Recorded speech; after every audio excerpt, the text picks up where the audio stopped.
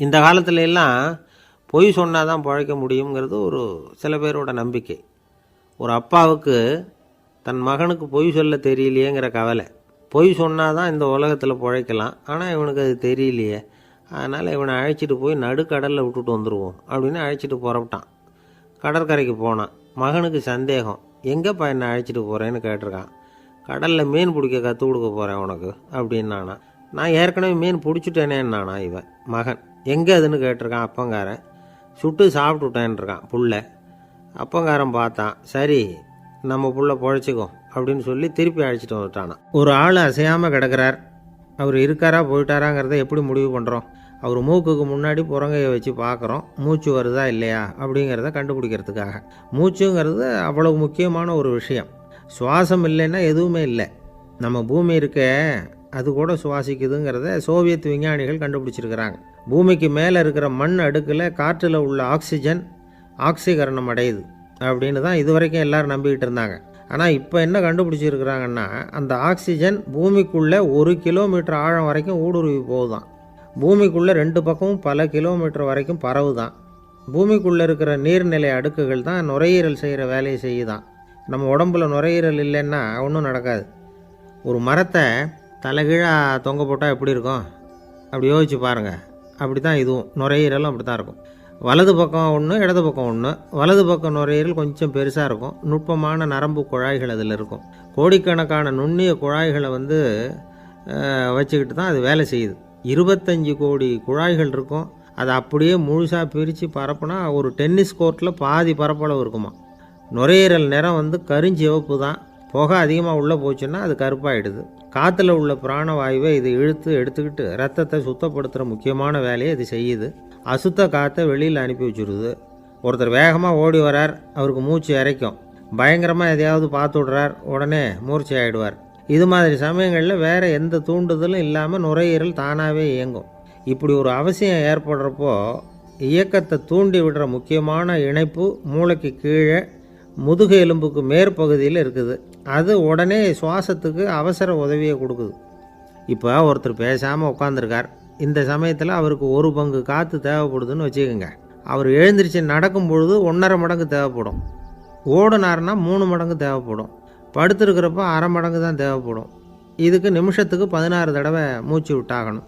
இப்படி சாதாரணமாக உள்ளே இழுக்கிற காற்று கொஞ்சம்தான் இருந்தாலும் இது மாதிரி 8 மடங்கு காற்றை உள்ளே இழுத்து வச்சுக்கிற சாமர்த்தியம் நுரையீரலுக்கு இருக்குதான். தண்ணி, நுண்கிருமிகள், ரசாயன பொருள் இப்படி எது உள்ளே போனாலும் நுரையீரல் சமாளிச்சுக்கும். 30 வருஷமாக விடாத புகை பிடிக்கிறவர் தொடர்ந்து உள்ளே அனுப்பி வைக்கிற புகையை கூட சமாளிக்குதுன்னா பார்த்துங்களேன். உள்ளே போகிற புகை நுட்பமான சுவாச முடிச்சுகளை அழிச்சு விடுது. கறி புகை அது மேலே படிஞ்சு உபயோகம் இல்லாமல் பண்ணிவிடுது. ஆனாலும் தேவைக்கு அதிகமாக 8 மடங்கு கூடுதலாக சுவாச முடிச்சுகள் நம்ம உடம்புக்குள்ளே இருக்கிறதுனால சமாளிக்க முடியுது. சமாளிக்க முடியலன்னா சில சமயம் மூச்சு திணறும். அதை ஒரு எச்சரிக்கையாக எடுத்துக்கிட்டு புகை பிடிக்கிற பழக்கத்தை விட்டுடணும். அதுதான் நல்லது. ஆனால் அப்படி யார் விடுறது? இணை பிரியாத 2 நண்பர்கள் இருந்தாங்களாம். 2 பேரும் விடாமல் சிகரெட்டு குடிக்கிறவங்க. அதில் ஒருத்தன் செத்து போட்டான். இன்னொருத்தன் அதுக்கப்புறம் 2 சிகரெட்டாக குடிக்க ஆரம்பித்தானா. ஏன் இப்படி பண்ணுறேன்னு கேட்டிருக்காங்க. நான் 1 சிகரெட்டு தான் குடிக்கிறேன், செத்து போன என்னுடைய ஃப்ரெண்டு இருக்கானே செத்து போனவன், அவனுக்காக இன்னொரு சிகரெட்டு குடிக்கிறேன் அப்படின்னு நானா. இது ரொம்ப ஆபத்து, விட்டுடு அப்படின்னு சொல்லியிருக்காங்க. சரின்னு ஒத்துக்கிட்டான். ஆனால் அதுக்கப்புறமும் 1 சிகரெட் வீதமாக குடிச்சிக்கிட்டே இருந்தான். சிகரெட்டு பழக்கத்தை நீ இன்னும் விடலையான்னு கேட்டாங்களாம். அந்த பழக்கத்தை நான் எப்போவோ விட்டுட்டேன், இப்போ நான் குடிக்கிறது என் ஃப்ரெண்டுக்காக அப்படின்னு நானா. இவங்கெல்லாம் எப்படி திருந்துறது? என்னை விட யோக்கியம் இந்த உலகத்தில் வேறு யாரும் இல்லை சார் அப்படின்னார் ஒருத்தர். அவரை விட அயோக்கியன் வேறு யாரும் இருக்க முடியாதுங்கிற முடிவுக்கு கேட்டவங்க வந்துட்டாங்களாம். மனுஷனுக்கு இருக்கிற ஒரு மிகப்பெரிய குறையே தன்கிட்ட இருக்கிற குறை அவனுக்கு தெரியாமல் போகிறது தான். ஆனால் அடுத்தவங்ககிட்ட இருக்கிற குறை இவனுக்கு தெளிவாக தெரிஞ்சிடும். ஒரு ஒட்டகம் ஒரு கொக்கை பார்த்து ஒரு கேள்வி கேட்டுதான். என்ன கேள்வி தெரியுமா? உன் கழுத்து ஏன் இப்படி வளைஞ்சி போயிருக்குது அப்படின்னு கேட்டிருக்கு. இதுக்கு உடம்பே வளைச்சல். இது போய் கொக்கை கிண்டல் பண்ணுது. இன்றைக்கி மனித சுபாவமும் கிட்டத்தட்ட இப்படி தான் இருக்குது. இந்த உலகத்தில் குறையில்லாத மனிதர்கள் யாரும் கிடையாது, நாம் உள்பட அப்படிங்கிறத முதல்ல நாம் நல்லா புரிஞ்சுக்கணும். ஒரு ஊரில் ஒரு விற்பனை நிலையம் இருந்தது. செல்ல பிராணிகளை விற்பனை செய்கிற நிலையம் அது. நாய், கிளி, பூனை இப்படி நிறைய வச்சு விற்பனை பண்ணிகிட்டு இருக்கிறாங்க. நாய்க்குட்டி விற்பனை செய்கிற பகுதியில் ஒரு சிறுவன் நின்றுக்கிட்டு இருந்தான். விற்பனை செய்கிற ஆளுகிட்ட விலை கேட்டுக்கிட்டு இருந்தான். அதோ இருக்குதே அந்த நாய்க்குட்டி என்ன விலை அப்படின்னு கேட்டானா. 1000 ரூபா அப்படின்னாரான். சரி அது வேணாம், இது என்ன விலைன்றிருக்கான். 500 ரூபா அப்படின்னாரான். இந்த சின்ன பையன் கையில் வச்சுருந்தது வெறும் 50 ரூபா தான். அதனால் இதை விட குறைச்சலாக கிடைக்குமான்னு பார்த்துருக்கான். அந்த கடையில் ஒரு மூலையில் சரியாக கவனிக்கப்படாமல் ஒரு நாய்க்குட்டி படுத்து கிடந்தது. பாவமாக கத்திக்கிட்டு இருந்தது. அதை பார்த்ததுமே இவனுக்கு அது ரொம்ப பிடிச்சி போச்சு. உடனே அந்த கடைக்காரரை பார்த்து, அதுவும் அந்த மூலையில் படுத்து கிடக்குதே அந்த நாய்க்குட்டி என்ன விலை அப்படின்னு கேட்டிருக்கான். தம்பி, அது ஒரு கால் ஊனம், அதனால் அது உன்னோட குதித்து விளையாடவோ ஓடுறதோ அதால் முடியாத காரியம் அப்படின்ட்டுருக்கார் அவர். அது தெரிஞ்சுதாங்க கேட்குறேன், அதோட விலை என்ன அதை மட்டும் சொல்லுங்களேன் அப்படின்ட்டுருக்கான். தம்பி, இது வந்து கால் ஊனம் உள்ள ஒரு நாய். இதை போய் காசு கொடுத்து வாங்கிறதுக்கு யாராவது பிரியப்படுவாங்களா? இதை நான் உனக்கு இலவசமாகவே தர்றேன், எடுத்துகிட்டு போ அப்படின்னாரான். இதை கேட்டதும் அந்த சிறுவனுக்கு கோவம் வந்துட்டு தான். நீங்கள் ஒன்றும் சும்மா கொடுக்க வேணாம், இந்தாங்க 50 ரூபா, இதை வச்சுக்கிட்டு நாய்க்குட்டியை கொடுங்க அப்படின்ட்டுருக்கான். அவருக்கு ஒன்றும் புரியல, ஆச்சரியமாக இருந்தது. சரின்னு பணத்தை வாங்கிட்டு நாய்க்குட்டியை தூக்கி கொடுத்தார். அந்த சிறுவன் அந்த நாய்க்குட்டியை 2 கையாலையும் வாங்கினா, மார்போட பிரியமாக சேர்த்து அணைச்சிக்கிட்டான். தெருவில் இறங்கி நடக்கிறான். அப்படி நடக்கும்பொழுது தான் பார்க்குறார், கடைக்காரர் வந்து ஆச்சரியமாக அவனை பார்க்குறார். அப்போ தான் அவருக்கு ஒரு விஷயம் புரியுது. அந்த சிறுவன் தெருவில் நாய்க்குட்டியை மார்போடு அணைச்சிக்கிட்டு விந்தி விந்தி நடந்து போய்கிட்டு இருக்கிறான். ஆமாம், அவனுக்கும் ஒரு கால் ஊனம். இந்த நாய்க்குட்டியை யாருமே வாங்க மாட்டாங்கன்னு நினச்சிக்கிட்டு இருந்தார். குறையுள்ள அதுக்கும் ஒரு எஜமானன் கிடச்சிட்டான். அதனால் ஊனம் ஒரு குறை இல்லை அப்படிங்கிற உண்மையை அந்த கடைக்காரர் புரிஞ்சுக்கிட்டாராம். நம்மால் ஒருத்தர் கொஞ்சம் வயசானவர், எழுந்திரிச்சு சரியாக நடக்க முடியாது, சாய்வு நாற்காலியிலேயே எப்பவும் உட்காந்துருப்பார். அவர் தனக்கு துணையாக ஒரு நாயை பக்கத்தில் வச்சுருந்தார். அதுவும் ரொம்ப வயசான ஒரு நாய், எழுந்திரிக்கவே சிரமப்படும், நடக்கவும் முடியாது. அவர் பக்கத்துலேயே இதுவும் சோர்ந்து போய் படுத்து கிடக்கும். அந்த பெரியவரை பார்க்க வந்த ஒருத்தர் கேட்டார், ஏங்க, ஒரு சின்ன பையனை உங்களுக்கு துணையாக வச்சுக்கப்படாதா? இந்த நாயை உங்களுக்கு பாதுகாப்பாக வச்சுருக்கிறீங்களே, உங்களுக்கு ஒரு ஆபத்துன்னா இது எப்படி உங்களுக்கு உதவ முடியும் அப்படின்னார். அப்போ அவர் சொன்னாராம், எனக்கு ஒரு ஆபத்துன்னா அந்த சமயத்தில் இந்த நாய் என்னை தனியாக விட்டுட்டு ஓடி போயிடாமல் இருக்கணும்ல, அதுக்காக தான் இதை நான் வச்சுருக்கிறேன் அப்படின்னாராம். நம்மளில் சில பேர் ரொம்ப தைரியமாக இருப்பாங்க. நாம் கூட சொல்கிறது உண்டு, அந்த ஆளுகிட்ட வர்றதுக்கு எமன் கூட பயப்படுவான் அப்படின்னு சொல்கிறது உண்டு. தைரியசாலிகளை நெருங்கிறதுக்கு எமன் பயப்படுவான் அப்படின்னு சொல்கிறது உண்மை தான், அது பொய் இல்லை. மன வலிமை இருக்குது பாருங்கள், அது மனுஷனை காப்பாற்றும். இது வந்து மருத்துவ ரீதியான உண்மை. உடல் கோளாறுகள் மன ஆரோக்கியத்தை பாதிக்கும். மன எழுச்சி, மன போராட்டம் இதெல்லாம் வந்து உடல் இயக்கத்தில் மாறுதலை உண்டாக்குது. சில வகையான நோய்களுக்கும் மனசுக்கும் இருக்கிற சம்பந்தம் என்னங்கிறத பற்றியெல்லாம் இப்போ ஆராய்ச்சி பண்ணுறாங்க. ஆஸ்மா, மூட்டு வலி, பெருங்குடல் அழற்சி, உயர் இரத்த அழுத்தம், சோரியாசிஸுங்கிற தோல் வியாதி, வயிற்று புண்ணு, இந்த தைராய்டு நச்சுத்தன்மை, இது மாதிரி நோய்களை உண்டாக்குறதுல மனசோட பங்கு என்னங்கிறத பற்றியெல்லாம் ஆய்வு பண்ணி பார்த்துருக்குறாங்க. எதுக்கு எடுத்தாலும் சோர்ந்து போகிறது, தோண்டு போகிறது, இப்படிப்பட்ட மனவாகு, அதோட யாரும் நமக்கு உதவ முடியாது அப்படிங்கிற மனோபாவம், கைவிடப்பட்ட மனநிலைமை, இதெல்லாம் வந்து நோயோட தீவிரத்தை ரொம்ப அதிகரிக்க செய்யுதான். இவங்கெல்லாம் அந்த கைகால் வலிக்குது, உடம்பு அசதியாக இருக்குது, தூக்கம் வரல, முதுகு வலிக்குது, உடம்புல வந்து உணர்ச்சி குறையுது, கை கால் விரல்லாம் மரத்து போகுது, இப்படி ஏதாவது சொல்லிக்கிட்டு டாக்டர்களை தேடி வந்துக்கிட்டு இருப்பாங்க. நெஞ்சு வலி வந்து யாருக்கு வருது தெரியுமா?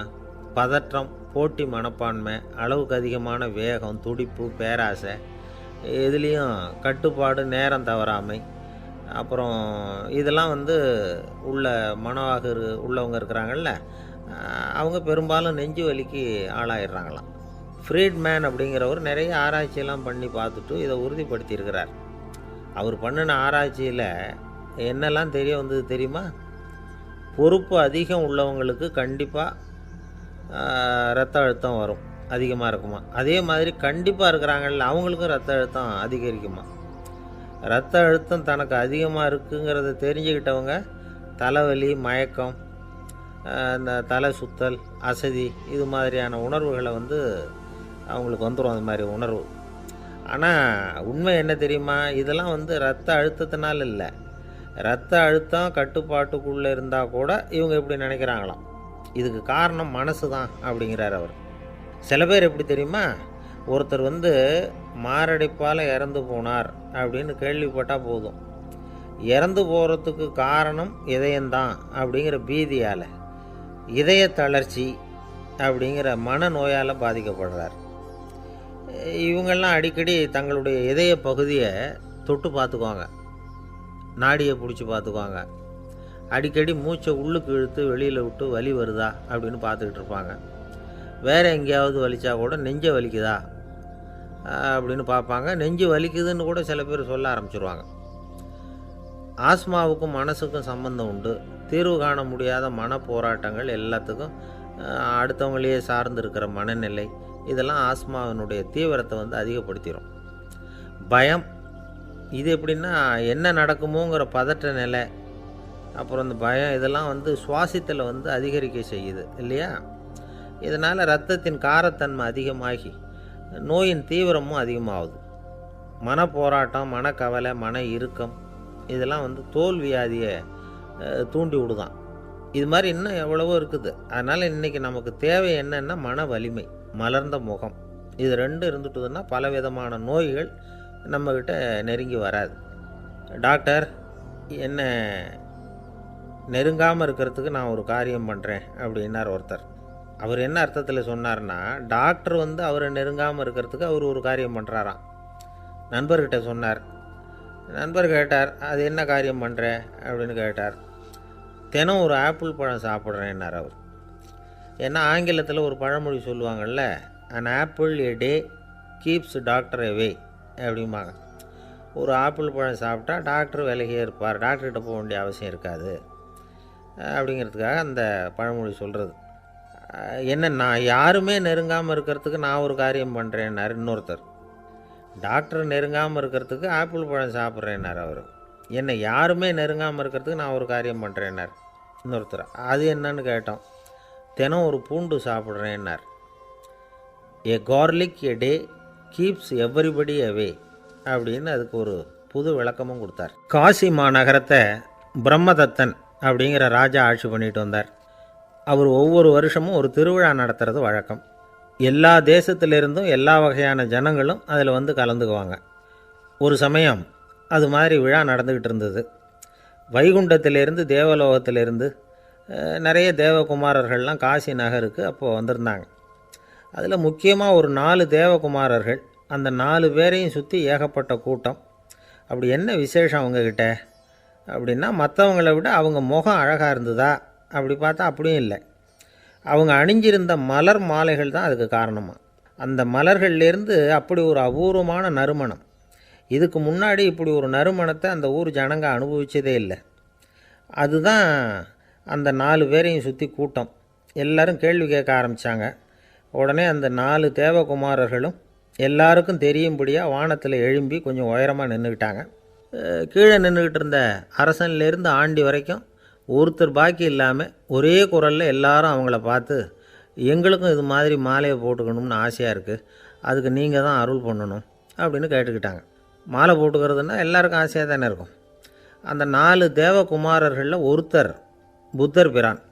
அவர் சொன்னார், பூலோகவாசிகளே, நான் சொல்கிறத கொஞ்சம் பொறுமையாக கேளுங்க. கக்காரு அப்படிங்கிற கற்பக விருட்சத்தின் மலர்களால் தொடுக்கப்பட்டது இந்த மாலை. இதுக்கு நிறைய சக்தி உண்டு. எந்த காலமும் இது வாடாது, வாசனையும் குறையாது. ஆனால் இதை அணிந்து கொள்கிறதுக்கு சில தகுதிகள் தேவை அப்படின்னார். என்ன தகுதி அது சொல்லுங்களேன் அப்படின்னு ஏக காலத்தில் எல்லாரும் சத்தம் போட்டாங்க. தீய இயல்புகள் உள்ளவங்க, இழிந்த சிந்தனை, இழிந்த செயல் உள்ளவங்க இந்த மாலையை அணிய முடியாது அப்படின்னார். அவ்வளோதான். கூட்டத்தில் சத்தம் போட்டவங்கள்லாம் மெதுவாக அப்படி அடங்க ஆரம்பிச்சிட்டாங்க. இன்னொரு தேவகுமாரன் சொன்னார், அடுத்தவங்க பொருளை அபகரிக்காதவன், அடுத்தவங்களுக்கு கெடுதல் பண்ணக்கூடிய பொய் பேசாதவன், பேராசையினால் கெட்ட வழியில் பொருள் ஈட்ட நினைக்காதவன் இந்த மாலையை போட்டுக்கலாம் அப்படின்னார். கூட்டத்திலிருந்து யாரும் முன்னுக்கு வரல. ஒரே ஒரு ராஜகுரு மட்டும் கொஞ்சம் முன்னாடி வந்தார். பெரியவர், படித்தவர். அவர், எனக்கு தகுதி இருக்குது அந்த மாலையை போட்டுக்கிறதுக்கு அப்படின்னார். வேறு ஒன்றும் இல்லை, பொய் சொல்லியாவது அந்த மாலையை வாங்கிக்குவோமே அப்படின்னு முடிவு பண்ணிட்டார் அவர். அவ்வளோதான், மாலையை வாங்கிட்டார். அடுத்த தேவகுமாரன் பேசினார். யாருக்கு திடமான அறிவும் மனமும் இருக்குதோ, யாருக்கு நல்ல காரியங்களில் அசையாத ஈடுபாடு இருக்குதோ, நல்ல அரிய பொருள்களை தனியாக தான் மட்டும் அனுபவிக்க விரும்பாதவர் யாரோ அவர் முன்னாடி இந்த மாலையை வாங்கிக்கலாம் அப்படின்னார். அந்த தகுதியும் எனக்கு இருக்குன்னார் ராஜகுரு. மாலையை வாங்கி போட்டுக்கிட்டார். இன்னொரு ராஜகுமாரன் பேச ஆரம்பித்தார். அறநெறியில் செல்வம் சேர்க்கணும், ஆடம்பர பொருள்களுக்கு அடிமையாகக்கூடாது, வெற்றி அடைஞ்சாலும் கர்வம் வரக்கூடாது, அப்படிப்பட்டவங்க இந்த மாலையை போட்டுக்கலாம்னார். துணிஞ்சு பொய் சொல்லி அதையும் வாங்கி கழுத்தில் போட்டுக்கிட்டார் இந்த ராஜகுரு. இன்னொரு ராஜகுமாரன் சொன்னார், சான்றோர்களை நிந்திக்காதவங்க, புறம் பேசாதவங்க இந்த மாலையை போட்டுக்கலாம்னார். அதையும் வாங்கி போட்டுக்கிட்டார். திருவிழா முடிஞ்சுது, எல்லோரும் திரும்பி போயிட்டாங்க. மறுநாள் ராஜகுரு 4 மாலைகளையும் போட்டுக்கிட்டு ராஜசபைக்கு வரார். வந்தவர் ரொம்ப அவஸ்தையோடு வர்றார். மாலையெல்லாம் வாடி போயிட்டுது, வாசனை எதுவும் கிடையாது. அது மட்டும் இல்லை, அவருக்கு கடுமையான தலைவலி வேறு வந்துட்டுது. துடிச்சு போயிட்டார். மாலையை கழட்டவும் முடியல. ஜனங்கள்லாம் அவரை பார்த்து சிரிக்க ஆரம்பிச்சிட்டாங்க. என்னத்துக்கு ஆசைப்படணும், ஏன் இப்படி கஷ்டப்படணும் அப்படின்னு. ராஜா பார்த்தார். மறுபடியும் விழாவுக்கு ஏற்பாடு பண்ணினார்.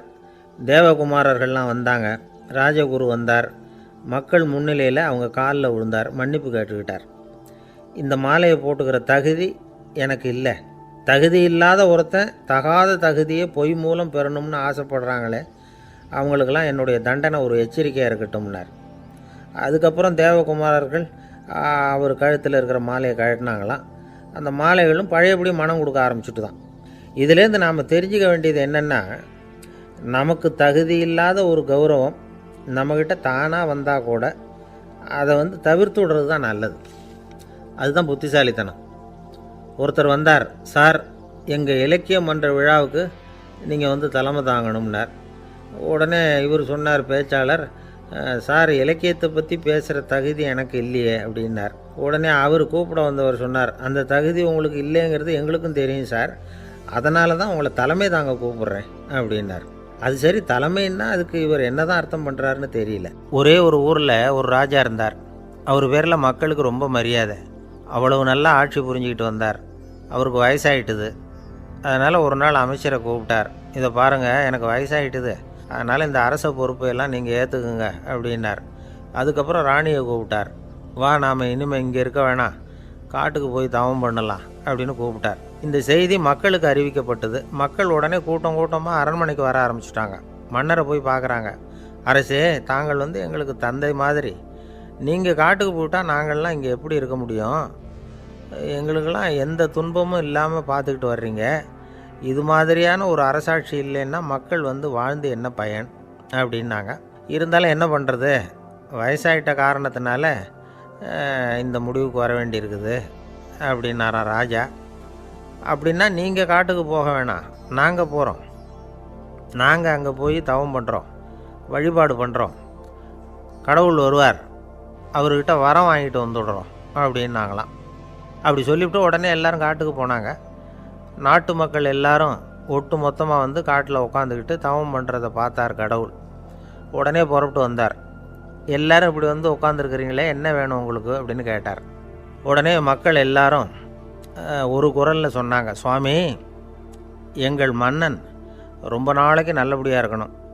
அவர் மகிழ்ச்சியாகவும் உடல் நலத்தோடும் இருந்தால் தான் நாங்கள் அமைதியாக வாழ முடியும் அப்படின்னாங்க. சரி, அதுக்கு என்ன செய்யணும் அப்படின்னார் ஆண்டவன். எங்கள் மன்னருக்கு இன்னும் ஒரு 100 வருஷம் ஆயுளை கொடுங்க அப்படின்னாங்க. அவ்வளவு தானே, சரி அப்படியே ஆகட்டும் அப்படின்னு சொல்லிவிட்டு ஆண்டவன் போயிட்டார். மக்கள் மகிழ்ச்சியோடு திரும்பி வந்தாங்க. மன்னா, கடவுள் வரம் கொடுத்துட்டார், நீங்கள் 100 வருஷம் வாழ போகிறீங்க அப்படின்னாங்க. இதை கேட்டதும் ராணி ராஜாவை வணங்கி, நான் தவம் செய்ய போகிறேன் அப்படின்னு புறப்பட்டாங்க. உடனே மக்கள் என்ன நினச்சாங்க தெரியுமா? ஐயோ, நாம் ராஜாவுக்கு மட்டும்தானே நீண்ட ஆயுள் வேணும்னு வரம் வாங்கினோம், ராணிக்கு வாங்கலையே, அதுதான் கோபத்தில் புறப்பட்டாங்க போல இருக்குது அப்படின்னு நினச்சி வருத்தப்பட்டாங்க. ஆனால் ராணி நினச்சது அது இல்லை. ராணி போய் தவம் பண்ணாங்க, கடவுள் காட்சி கொடுத்தார். இவங்க கேட்குறாங்க, சுவாமி, ராஜாவுக்கு மட்டும் 100 வருஷம் ஆயுள்னு வரம் கொடுத்துட்டீங்க, அப்படின்னா குடிமக்களும் 100 வருஷம் இருக்கணும். இப்படிப்பட்ட குடிமக்கள் இல்லைன்னா அப்படிப்பட்ட அரசன் இருந்து என்ன பிரயோஜனம் அப்படின்னாங்களாம். ஆண்டவன் பார்த்தார். சரி, அவங்களும் 100 வருஷம் வாழ்வாங்க, அது மட்டும் இல்லை, நீயும் 100 ஆண்டு காலம் வாழ வரமளிக்கிறேன் அப்படின்னு சொல்லிவிட்டு மறைஞ்சிட்டார். இதில் ஆண்டவன் வர்றதும் மறையிறதும் முக்கியம் இல்லை. இதில் கவனிக்க வேண்டியது ஆள்கிறவனின் விசால மனம், குடிமக்களின் விசால மனம், ஆள்கிறவன் மனைவியினுடைய விசால மனம். இப்படி ஒரு நாடு இருந்துட்டுதுன்னா எப்படி இருக்கும் வாழ்க்கையை நினச்சி பாருங்கள். அதனால தான் பெரியவங்கள்லாம் சொல்கிறாங்க, இதய வாசல் திறந்தே இருக்கணும், இதயத்தின் கதவுகளை மூடாதீங்க அப்படின்னு சொல்லுவாங்க. என்கிட்ட ஒருத்தர் சொன்னார், என்னுடைய இதய வாசல் எப்பவும் திறந்தே தான் இருக்குதுன்னார். எதனால் அப்படி சொல்கிறீங்க அப்படின்னு கேட்டோம். டாக்டரே சொல்லிவிட்டார், என்னுடைய இதயத்தில் ஒரு ஓட்டை இருக்குது அப்படின்னு, வால்வு சரியில்லையா அப்படிங்கிறார். அளவுக்கு மிஞ்சினால் அமிர்தமும் நஞ்சு அப்படின்னு சொல்லுவாங்க. அது உண்மைதான். ஒருத்தருக்கு அளவுக்கு மீறிய புகழ் வந்துட்டுதுன்னு வச்சுங்க, அது கூட ஆபத்தாக போயிடுறது உண்டு. பழங்காலத்துல எல்லாம் கிரேக்க தேசத்தில் ஒரு பழக்கம் உண்டாம். அதாவது யாராவது ஒருத்தரை நாடு கடத்தணும்னா அதுக்கு ஒரு வழி உண்டு. அதாவது ஒருத்தரை நாடு கடத்தணும்னு மக்கள் விரும்புகிறாங்கன்னு வச்சுங்களேன், அவர் பேரை ஒரு மண்பாண்ட ஓட்டுச்சில்லில் எழுதி அதை ஒரு குறிப்பிட்ட பொது இடத்துல போட்டுற வேண்டியது, அவ்வளவுதான். இது மாதிரி பல பேர் போட்டுக்கிட்டே இருப்பாங்க, எல்லாம் அப்படியே குவிஞ்சு போயிடும். அந்த ஓட்டாஞ்சில்லு குவியலில் யாருடைய பேர் அதிகமாக இருக்குதோ அந்த நபரை ஒரு 10 ஆண்டுகள் நாடு கடத்தி விடுவாங்க. இது அந்த ஊர் வழக்கமாக. ஒரு நாள் அந்த குவியலுக்கு பக்கத்தில் ஒரு ஆள் நின்றுக்கிட்டு இருக்கிறான். அவன் கையில் ஒரு ஓட்டாஞ்சில்லு வச்சுருக்கிறான். அதில் யாரோட பேரையோ எழுதணும், எழுதி அந்த இடத்துல போடணுங்கிறது அவன் ஆசை. ஆனால் அவன் படிக்காதவன், அதனால் எழுத தெரியல. யாராவது அந்த வழியாக வர்றாங்களான்னு பார்த்துக்கிட்டே நின்றுக்கிட்டு இருந்தான். ஒரு பெரியவர் வந்துக்கிட்டு இருந்தார். அவர்கிட்ட ஓடினான். கையில் இருந்த மண்பாண்ட சில்லை கொடுத்தான். ஐயா, இதில் ஒரு பேர் எழுதி கொடுங்களேன்னா. அந்த பெரியவர் அதை வாங்கி கையில் வச்சுக்கிட்டு, என்ன பேர் எழுதணும் சொல்லு அப்படின்னா. இவன் சொன்னான், அரிஸ்டைடிஸ் அப்படின்னு எழுதுங்க அப்படின்னா. இதை கேட்டதும் அந்த பெரியவருக்கு அதிர்ச்சி. ஏன்னா அவர் தான் அரிஸ்டைடிஸ், தத்துவ மேதை அரிஸ்டைடிஸ் அவர். இருந்தாலும் நான் தான் அதுங்கிறத காட்டிக்காமல் அந்த ஆளுகிட்ட கேட்டார். அது சரிப்பா, அரிஸ்டைடிஸுங்கிற பேரை எழுத சொல்கிற, அவர் உனக்கு என்ன கெடுதல் பண்ணார், அவர் பேரை இதில் எழுத சொல்கிறிய அப்படின்னு கேட்டிருக்கார். அதுக்கு இவன் சொன்னானா, அவர் எனக்கு எந்த கெடுதலும் பண்ணலை, அவரை நான் பார்த்தது கூட இல்லை அப்படின்ட்டுருக்கான். அப்புறம் எதுக்காக அவரை நாடு கடத்தணும்னு நீ ஆசைப்படுற அப்படின்னு கேட்டிருக்கார். இப்போ அந்த ஆள் சொல்கிறான், அரிஸ்டைடஸை பற்றி எல்லாரும் பேசுகிறாங்க, அவர் ரொம்ப நல்லவர், அவர் ஒரு பெரிய அறிவாளிங்கிறாங்க, அவர் ஒரு பெரிய வள்ளல், பேரறிஞர், இப்படி எல்லாரும் சொல்கிறத கேட்டு கேட்டு எனக்கு ரொம்ப அலுத்து போயிட்டுது, அதனால தான் வெறுப்பாயிட்டேன் அப்படின்னு நானும். இதிலேருந்து என்ன தெரியுது, நாம் நல்லவனாக இருக்கிறதுல ஒன்றும் இடைஞ்சல் இல்லை. ஆனால் நம்மளை நல்லவன் எல்லாரும் சொல்ல ஆரம்பிச்சிட்டாங்கன்னு வச்சுக்கோங்க, அப்போ இடைஞ்சல் ஆரம்பம்னு அர்த்தம். எதுவுமே அளவுக்கு மிஞ்சி போகாமல் பார்த்துக்க வேண்டியது ரொம்ப அவசியம். அளவுக்கு அதிகமாக ஆசைப்படாதவங்களில் ஆப்ரஹாம் லிங்கனும் ஒருத்தரான். அவர் ஒரு தடவை தன்னுடைய நண்பர்கள்கிட்ட பேசிக்கிட்டு இருந்தாராம். ஒருத்தர் கேட்டிருக்கார், ஒரு மனுஷனுக்கு கால்கள் எவ்வளோ உயரம் இருக்கணும் அப்படின்னு கேட்டாராம். இதுக்கு ஆப்ரஹாம் லிங்கன் சொன்னாராம், அது என்ன, இடுப்புலேருந்து தரையை தொடுற அளவுக்கு உயரம் இருந்தால் போதும் அப்படின்னாராம். ஒரு ஜென் துறவி, அவருக்கு ரொம்ப வயசாகிட்டுது, கடைசி காலம். நண்பர்களெல்லாம் கூப்பிட்டார். நண்பர்களே, நான் வித்தியாசமான முறையில் சாகணும்னு ஆசைப்படுறேன், அதுக்கு ஏதாவது யோசனை சொல்லுங்களேன் அப்படின்னு கேட்டாராம். நண்பர்கள் சிரித்தாங்க. என்ன பேச்சு பேசுகிறீங்க, சாவறதுங்கிறது என்ன விளையாட்டுத்தனமான காரியமா அப்படின்னு கேட்டிருக்காங்க. அந்த துறவி கொஞ்ச நேரம் யோசனை பண்ணார். அப்புறம் கேட்டாராம், இது வரைக்கும் யாராவது நடந்துக்கிட்டே இறந்துருக்குறாங்களா அப்படின்னாராம். எல்லாரும் இல்லைன்னாங்களாம். ஒருத்தர் மட்டும் சொல்லியிருக்கார், அப்படியும் ஒருத்தர் இறந்துருக்கிறதாக ஒரு கதையில் படிச்சிருக்கிறேன், ஒரு ஞானியால் தான் அப்படியெல்லாம் செய்ய முடியும் அப்படின்னு அவர் சொன்னாராம். சரி, அப்படின்னா அந்த முறை நமக்கு வேணாம், நின்றுக்கிட்டே யாராவது உயிரை விட்டுருக்காங்களா அப்படின்னு விசாரித்தாராம். அப்படியும் ஒருத்தர் இறந்துருக்கிறார் அப்படின்னாங்களாம். மறுபடியும் அந்த துறவி யோசனை பண்ணியிருக்கிறார், ஏதாவது வித்தியாசமான முறையில் நாம் போகணும் அப்படிங்கிறது அவருடைய விருப்பம். மனிதன் எப்படி வாழ்கிறானோ அப்படி இறப்பது தான் நல்லது. சரி, யாராவது தலைகீழாக யோகம் செய்யும் நிலையில் இறந்துருக்கிறாங்களா அப்படின்னு விசாரித்தாராம். நண்பர்கள் சிரித்தாங்க. தலைகீழாக நின்னபடி இறந்ததாக நாங்கள் கேள்விப்பட்டதே இல்லை, அது முடியாத காரியம் அப்படின்ட்டுருக்காங்க. இப்போ அந்த துறவிக்கு திடீர்னு உற்சாகம் வந்துட்டுது. உடனே எழுந்திரிச்சார், தலைகீழாக நின்னார், அப்படியே உயிரை விட்டுட்டார். அவ்வளோதான். அந்த மடாலயத்தில் ஒரே குழப்பம், எப்படி அவரை கீழே இறக்கி படுக்க வைக்கிறது அப்படின்னு புரியல. இப்படி உயிர் விடுறதை பற்றி அவங்க இது வரைக்கும் கேள்விப்பட்டதும் இல்லை. உண்மையிலேயே இவர் இறந்து தான் போனாராங்கிறதும் தெரியல. சோதித்து பார்த்தாங்க, இதய துடிப்பு, நாடி துடிப்பு எல்லாம் நின்று போயிருந்தது. இவர் எப்பவும் இப்படி தான், என்ன பண்ணுறது இப்போது அப்படின்னு சொல்லி எல்லோரும் குழம்பிக்கிட்டு இருக்கிற சமயத்தில் ஒரு பெரிய ஒரு யோசனை சொன்னார். இந்த துறவியோட மூத்த சகோதரி பக்கத்து மடாலயத்தில் இருக்கிறாங்க, அவங்கள இங்கே அழைச்சிட்டு வந்தால் ஏதாவது வழி கிடைக்கும் அப்படின்னார். அந்த அம்மாவுக்கு 90 வயசு. அழைச்சிட்டு வந்தாங்க. ஒரு குச்சியை ஊன்றிக்கிட்டு அப்படியே மெதுவாக நடந்து வந்தாங்க. வந்து தம்பி தலைகீழாக நின்று உயிர் விட்டு இறக்கிறத பார்த்தாங்க. தம்பின்னு கூப்பிட்டு பார்த்தாங்க, ஒன்றும் காணோம். உடனே என்ன பண்ணாங்க, தன்னுடைய கைத்தடியால் தம்பியோட உடலை ஒரு தட்டு தட்டினாங்க. ஏப்பா சாகிறப்பவும் உன்னுடைய குறும்புத்தனத்தை விடலையா, இப்படியாடா சாகிறது, ஒழுங்காக செத்து தொலை அப்படின்னாங்களாம். அவ்வளவுதான். உடனே அந்த துறவி திரும்பி நேராக நின்னார். அக்கா கோவப்படாத, நான் ஒழுங்காக சாகிறேன், எப்படி செத்தா என்ன, எல்லாம் எனக்கு ஒன்று தான் அப்படின்னு சொல்லிவிட்டு அப்படியே தரையில் படுத்து உயிரை விட்டாராம். அதுக்கப்புறம் அந்த அம்மா கோலை வந்து கையில் எடுத்துக்கிட்டு அப்படியே திரும்பி கூட பார்க்காம அவங்க பாட்டுக்கு போயிட்டாங்களாம். மரணத்தை ஒரு விளையாட்டாக ஆக்கிய அந்த துறவிக்கு வாழ்க்கையே ஒரு விளையாட்டாக தான் இருந்திருக்குது. எந்த நோக்கமும் இல்லாமல் செயல்படுறதுன்னா என்னங்கிறதும் அவருக்கு தெரிஞ்சிருக்குது. பயனை எதிர்பார்க்காம பணி செய்து வாழ்ந்து மறைந்த மகான் அவர். தம்முடைய தொழிலை வந்து விளையாட்டு போல் செய்ய தெரிஞ்சவருக்கு வாழ்க்கையே ஒரு விளையாட்டாக மாறிடும். எல்லாமே விளையாட்டாகி விடுகிற போது மரணமும் விளையாட்டாகிவிடும் அப்படிங்கிறது தான் அந்த தத்துவம். ஆனால் அதுக்கு முன்னாடி உங்களுக்குள்ளே இருக்கிற உண்மையான நடிகனை வந்து நீங்கள் அடையாளம் கண்டுபிடிக்கணும்.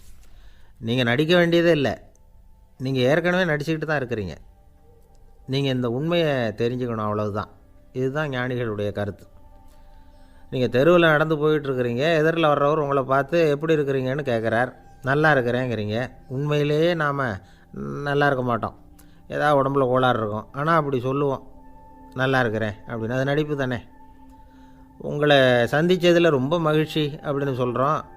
உடனே கொஞ்சம் நிதானமாக யோசித்து பாருங்கள், உண்மையிலேயே உங்கள் மனசு மகிழ்ச்சி அடைஞ்சுட்டுதா, அது நடிப்பு தானே. வாழ்க்கையை சரியாக புரிஞ்சுக்கிட்டால் எல்லாமே நடிப்புங்கிறது புரியும். கல்யாண பத்திரிக்கை அனுப்பியிருந்தேனே, ஏன்டா வரலன்னு கேட்டான் ஒருத்தன். வந்திருந்தேனே அப்படின்னானா இவன்.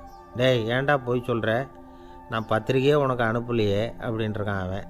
அதுக்கு இவன் சொன்னானா, பத்திரிக்கை அனுப்புனேன்னு நீ போய் சொல்கிறப்போ கல்யாணத்துக்கு வந்தேன்னு நான் போய் சொல்லக்கூடாதா அப்படின்னானா.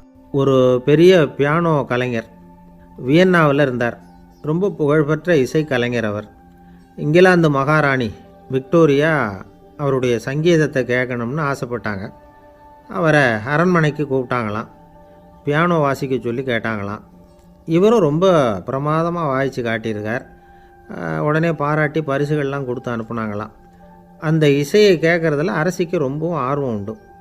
அதனால் அதுக்கப்புறமும் அந்த கலைஞர் அடிக்கடி அரண்மனைக்கு வர வேண்டிய அவசியம் ஏற்பட்டது. ஏன்னா அரசி கூப்பிட ஆரம்பித்தாங்க. இவர் போகணும், அங்கே இசை நிகழ்ச்சி நடத்தணும். இவர் அங்கே பாடி வாசிக்கிறது உண்டு. ஒரு தடவை வந்து மகாராணி அவரை பார்த்து உங்கள் நாட்டு தேசிய கீதம் பாடுங்களேன் அப்படின்னு கேட்டாங்களாம். உடனே அவர் தன்னுடைய நாடான ஆஸ்திரியாவின் தேசிய கீதத்தை பாடியிருக்கிறார். அவர் பாட ஆரம்பித்த உடனே மகாராணி எழுந்திரிச்சு நின்னாங்களாம். அதுக்கு மரியாதை செலுத்துகிற நோக்கத்தோடு பாட்டு முடிகிற வரைக்கும் அப்படியே நின்றுக்கிட்டு இருந்தாங்களாம். இதுதான் அந்த அரசியினுடைய பெருந்தன்மை. அதாவது நாட்டுப்பற்றுங்கிறது அந்த அளவுக்கு அப்படி இருக்கணும். இப்படி ஒரு அரசியே நம்ம நாட்டு தேசிய கீதத்துக்கு எழுந்திரிச்சு நின்று மரியாதை செலுத்துகிறாங்க அப்படிங்கிறத புரிஞ்சிக்கும் பொழுது அந்த முதிய கலைஞரின் மகிழ்ச்சிக்கு அளவே இல்லையாம். அதுக்கப்புறம் அந்த பியானோ கலைஞர் ஒரு நாள் தன்னுடைய நண்பர் ஒருத்தர்கிட்ட பேசிக்கிட்டு இருந்தாராம். அப்போ சொன்னாராம், மகாராணியார் வந்து எனக்கு எவ்வளவோ பரிசுகள்லாம் கொடுத்துருக்குறாங்க. ஒரு தடவை எனக்கு வைரக்கல் பதித்த அணி ஒன்றை கூட பரிசாக கொடுத்தாங்க. ஆனால் அதை விட உயர்ந்த விலை மதிக்க முடியாத அணி என்ன தெரியுமா, நான் என்னுடைய நாட்டு தேசிய கீதத்தை நான் பாடுறப்போ அவங்க எழுந்திரிச்சு நின்று மரியாதை செலுத்தினாங்களே, அதுதான் எனக்கு கிடைச்ச மிகப்பெரிய பரிசு அப்படின்னாராம். எனக்கு தெரிஞ்ச சங்கீத வித்வான் ஒருத்தர் இருக்கார். சமீபத்தில் ஒரு நாள் அவரை பார்த்தேன். எப்படி போயிட்டுருக்கு உங்கள் தொழில் அப்படின்னு கேட்டேன். ரொம்பவும் வித்தியாசமாக போயிட்டுருக்குங்க அப்படின்னார். என்ன சொல்கிறீங்க அப்படின்னேன். முன்னாடியெல்லாம் நான் பாடினா எதிரில் இருக்கிறவங்க தான் எழுந்திரிச்சு போயிட்டு இருந்தாங்க. இப்போ எப்படின்னா நான் பாட ஆரம்பிச்சுட்டா உடனே பக்கவாத்தியக்காரனே எழுந்திரிச்சு போயிடுறான் அப்படின்னார் ரொம்ப வேதனையோட. பொங்கல் திருநாள்னால் இது ஏதோ அறுவடை திருநாள் அப்படின்னு சொல்லுவோம். அதாவது வருஷம் பூரா நாம் பாடுபட்டு அதனுடைய பலனை அனுபவிக்கிற நாள் அப்படிங்கிறது நாம் சொல்லிகிட்டு இருக்கிறது. இது முக்கியமாக இது ஒரு நன்றி அறிவிப்பு நாள் அப்படின்னு சொல்லுவாங்க. இன்றைக்கி நிறைய நன்றி அறிவிப்பு கூட்டம்லாம் நடந்துக்கிட்டு இருக்குல்ல, அது மாதிரி விவசாயிகள் நடத்துகிற ஒரு நன்றி அறிவிப்பு விழா இது. யாருக்கு நன்றி சொல்கிறாங்கன்னா ஆதவனுக்கு. அதாவது சூரியன் இல்லைன்னா விவசாயம் இல்லை. அதனால் ஆதவனுக்கு நன்றி செலுத்துகிற நாளாக இந்த பொங்கல் திருநாளை நாம் கொண்டாடுறோம். அதாவது இந்த பொங்கலில் விவசாயிகள்கிட்டேருந்து நிறைய பண்புகளை நாம் தெரிஞ்சுக்க வேண்டிய நாள் இது. விவசாயிகள் அவங்க விவசாயம் முன்னேறி இருக்கிற அளவுக்கு விவசாயிகளுடைய வாழ்க்கை தரம் முன்னேறலை. அந்த அளவுக்கு அவர்கள் நாட்டுக்காக உழைச்சிக்கிட்டு இருக்கிறாங்க. அந்த காலத்திலே அதை பற்றி ஒரு கதை சொல்கிறது உண்டு. ஒரு வயசான ஆள் நிலத்தில் ஏறு உழுதுகிட்டு இருந்தாராம். கிழிஞ்சு போன ஒரு சின்ன துண்டை தான் இடுப்பில் கட்டியிருந்தாராம். தலையில் ஒரு கந்தலை சுற்றி இருந்தார். உடம்பு பூரா சேரு, ரொம்ப ஏழை. ஏறு ஓட்டிகிட்டு இருக்கிறவர் வேறு எப்படி இருப்பார்? இருந்தாலும் அந்த ஆள் ரொம்ப ஜாலியாக பாட்டு பாடிக்கிட்டே ஏறு உழுதுகிட்டு இருந்தாராம். உடம்புல தான் அவர் ஏழையை தவிர மனசில் ஒரு ஏழையாக தெரியல. அந்த சமயத்தில் அந்த நாட்டு ராஜா அந்த பக்கமாக குதிரை மேலே வந்தாராம். வேட்டைக்கு போயிட்டு பரிவாரங்களோடு திரும்பி வந்துக்கிட்டு இருக்கிறார். ரொம்ப செல்வ செழிப்பில் இருக்கிற ராஜா அவர் இந்த வயசான விவசாயியை பார்த்துருக்கார். இந்த ஆள் ரொம்பவும் ஏழைங்கிறது அவர் பார்த்தாவே பளிச்சுன்னு தெரியுது. கட்டிக்கிறதுக்கு நல்ல துணி இல்லை, உடம்போ இழைச்சி போயிருக்குது, வயிறு முதுகில் போய் ஒட்டிக்கிட்டு இருக்கு, கண்ணு குழி விழுந்து போயிருக்குது. ஆனாலும் முகத்தை பார்த்தா சந்தோஷமாக இருக்கிற மாதிரி இருக்குது. இவ்வளோ உற்சாகமாக பாடிக்கிட்டு இருக்கிறாரே அப்படின்னு ஆச்சரியமாக நினச்சி பார்த்தார் அந்த ராஜா. சரி, அவர்கிட்ட கொஞ்சம் பேச்சு கொடுத்து பார்க்கலாம் அப்படின்னு முடிவு பண்ணார். ஐயா பெரியவரே, இப்படி கொஞ்சம் வர முடியுமான்னாராம். பொழுது போகிறதுக்குள்ளே நான் இந்த வயல் பூரா உழவு ஓட்டி ஆகணும், அதனால் பேசுகிறதுக்கு நேரம் இல்லை அப்படின்னாராம் அந்த பெரியவர். என்ன அவ்வளவு அவசரமாக? மீதி இருந்தால் நாளைக்கு உழுதக்கூடாதா? அது சரி, உனக்கு எத்தனை ஏக்கர் நிலம் இருக்குது அப்படின்னு விசாரிச்சிருக்கார் ராஜா. எனக்குன்னு சொந்தமாக உள்ளங்கை அளவு கூட நிலம் கிடையாது. இது எங்கள் முதலாளியோட நிலம். இதை பூராவும் உழுது முடித்தாதான் அவர் கூலி கொடுப்பார். நான் கூலிக்கு உழுதுகிட்டு இருக்கிறேன். உங்ககிட்ட பேசிக்கிட்டு இருந்தால் அவருக்கு துரோகம் பண்ணது மாதிரி ஆகிடும் அப்படின்னாராம். ராஜா குதிரையை விட்டு கீழே இறங்கினார். வரப்பில் நடந்து அந்த பெரியவர்கிட்டே போனாராம். சரி, ஒரு நாள் பூரா உழுதா உனக்கு எவ்வளவு கூலின்னு கேட்டிருக்கார். 8 அணா கூலி கிடைக்கும்னாராம் அவர். இது ரொம்ப காலத்துக்கு முன்னாடி நடந்த ஒரு சம்பவங்கிறதுனால அப்போ 8 அணா கூலிங்கிறது ரொம்ப பெருசு. இருந்தாலும் அதுவும் அந்த ராஜாவுக்கு பெரிய கூலியாக தெரியல. இவ்வளவு தானா, இதை வச்சுக்கிட்டு நீ எப்படி காலம் தள்ளுற அப்படின்னாராம். ஒன்றும் கவலை இல்லை அப்படின்னாராம் அவர். ராஜாவுக்கு ரொம்ப ஆச்சரியமாக போச்சு. 8 அணா கூலி வாங்குகிற இந்த ஆள் கவலை இல்லாமல் இருக்கிறார், ஏராளமான வசதியோடு இருக்கிறன்னா கவலை இல்லாமல் வாழ முடியலையே அப்படின்னு நினச்சி பார்த்துருக்கார். அது சரி, 8 அணாவில் எப்படி குடும்பம் நடத்துகிற அப்படின்னு கேட்டாராம். எனக்கு கிடைக்கிற 8 அணாவில் 2 அணா குடும்பத்துக்கு செலவழிக்கிறேன், 2 அணா பழைய கடனுக்கு கொடுக்குறேன், 2 அணா தர்மம் செய்கிறேன், 2 அணா வட்டிக்கு கொடுக்குறேன், ஒரு குறையும் இல்லைன்னாராம். ராஜாவுக்கு ஒன்றும் புரியல. எனக்கு ஒன்றும் புரியலையேன்னு இருக்கார். ஐயா, எனக்கும் என் மனைவிக்கும் 2 அணா செலவாகுது. வயசான அம்மா அப்பா இருக்கிறாங்க, சின்ன வயசில் என்னை காப்பாற்றினவங்க அவங்க. அந்த கடனுக்கு 2 அணா செலவாகுது, அது பழைய கடன்.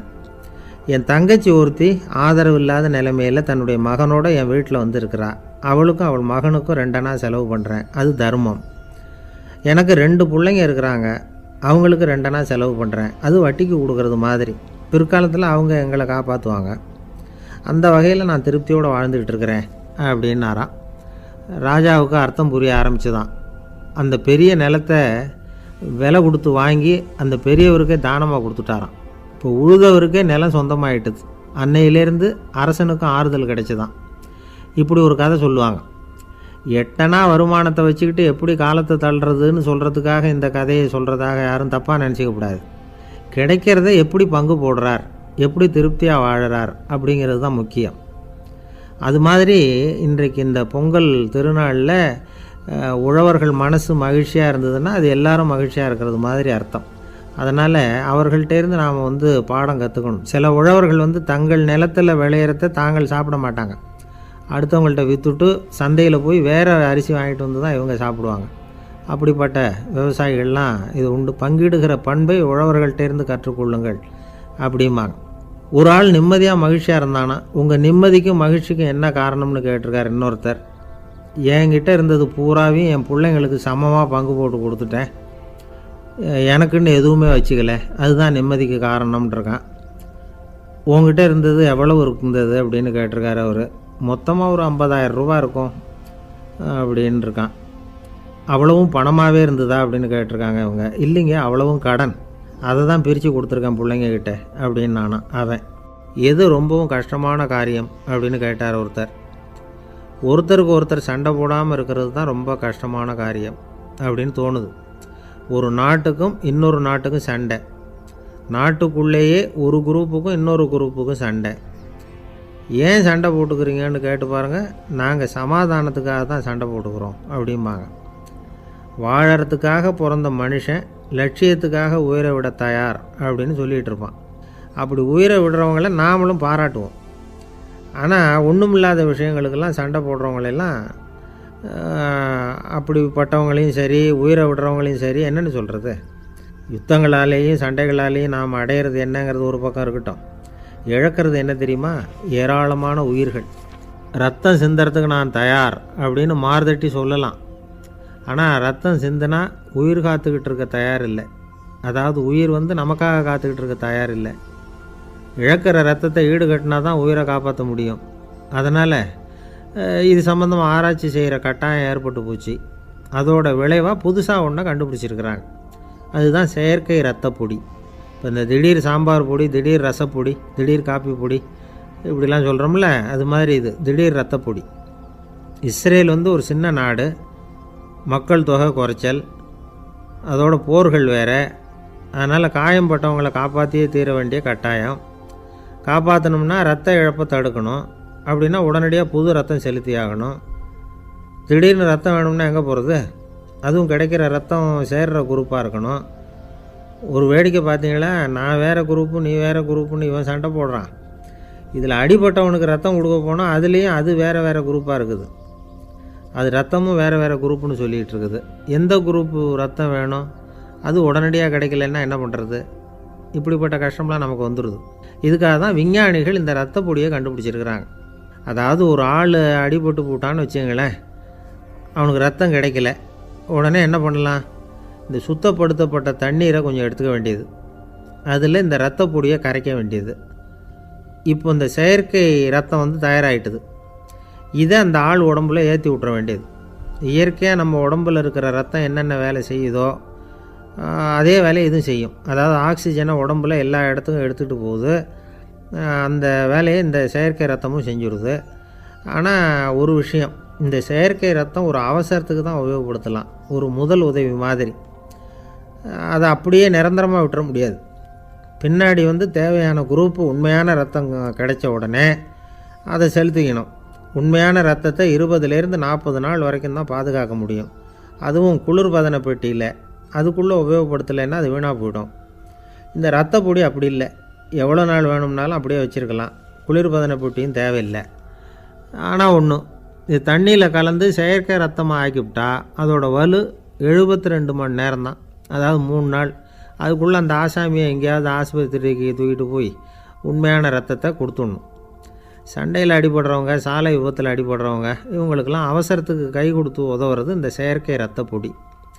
அதுக்கப்புறம் நாம் கொடுக்குற ரத்தம் தான் அவங்கள காப்பாற்றணும். இன்றைக்கி ரத்தத்தை தானமாக கொடுக்க தயாராக இருக்கிற நல்ல உள்ளங்கள் ஏராளம். எவ்வளவு ஆக்சிடெண்ட்டு, ஆப்ரேஷன், இதில் சம்மந்தப்பட்டவங்களை காப்பாற்றுறது நாம் தானமாக கொடுக்குற ரத்தம் தானே. ஒரு ஆக்சிடெண்ட்டு, ஒரு ஸ்கூட்டர் ஒரு ஆள் மேலே மோதி விட்டுது, பார்த்து வரக்கூடாதா அப்படின்னா அந்த ஆள், நீ தான் பார்த்து நடக்கணும், ஏன்னா 20 வருஷமாக நான் அந்த ஸ்கூட்டரை ஓட்டிகிட்டு இருக்கிறேன் அப்படின்னானா இவன். இதுக்கு அவன் சொன்னானா, நீ தான் பார்த்து ஓட்டணும், ஏன்னா 40 வருஷமாக நான் இப்படி நடந்துக்கிட்டு இருக்கிறேன் அப்படின்னானா. ஒரு ஊரில் ஒரு ராஜா இருந்தார். பெரிய அரண்மனையில் தான் இருக்கிறார். எல்லா வசதியும் இருந்தது. இருந்தாலும் அவர் எல்லாரும் சொல்கிறது எப்படி தெரியுமா? பிச்சைக்கார ராஜா. அப்படி ஒரு பேர் அவருக்கு நிலச்சி போச்சு. ஜனங்களும் சரி, மற்ற தேசங்களில் உள்ளவங்களும் சரி, அவர் அந்த பேர் சொல்லியே குறிப்பிடுறது வழக்கமாக போட்டுது. இது அவருக்கு ரொம்ப கவலையாக போச்சு. என்ன இது, நம்மளை தேடி வர்றவங்களுக்கெல்லாம் நாம் சோறு போடுறோம், நம்ம புகழ்ந்து பாடல் ஏற்றி கொண்டு வர்ற புலவர்களுக்கெல்லாம் அவங்க எப்படி வந்தாலும் ஒருவேளை சோறு போடணுங்கிறது உத்தரவு. இவ்வளவுலாம் செஞ்சும் நம்மளை போய் பிச்சைக்கார ராஜான்னு எல்லாரும் சொல்கிறாங்களே, அது ஏன், எதுக்காக இப்படி சொல்கிறாங்க? இதுதான் ராஜாவுக்கு குழப்பம். சரி, இதை பற்றி நம்ம அமைச்சர்கள்கிட்ட கேட்கலாமா அப்படின்னு யோசனை பண்ணார். இந்த விஷயத்தை போய் அவங்கக்கிட்ட எப்படி கேட்குறதுன்னு அவருக்கு தயக்கமாக இருந்தது. கௌரவ குறைச்சலாக தெரிஞ்சுது அவருக்கு. சரி, சாதாரண குடிமக்கள்கிட்ட இதை பற்றி கேட்கலாமா அப்படின்னு யோசனை பண்ணார். கேட்கலாம், ஆனால் அவங்க யாரும் ராஜா முன்னாடி வந்து நின்று தைரியமாக பேசக்கூடிய அளவுக்கு இல்லை. ராஜாவோட குழப்பம் நாளுக்கு நாள் அதிகமாக போச்சு. கடைசியாக அவர் ஒரு முடிவுக்கு வந்தார். அதாவது இதை பற்றி ஒரு பிச்சைக்காரங்கிட்டே கேட்டு பார்த்துட்டா என்ன. இதுதான் அவர் பண்ண முடிவு. உடனே மாறு வேஷம் போட்டுக்கிட்டு நகரவலம் போனார். ஒரு பிச்சைக்காரனை கண்டுபிடிச்சார். இதை பாருப்பா, நம்ம ராஜாவை எல்லாரும் பிச்சைக்கார ராஜான்னே சொல்கிறாங்களே, அதுக்கு என்ன காரணமாக இருக்கும் அப்படின்னு கேட்டார்.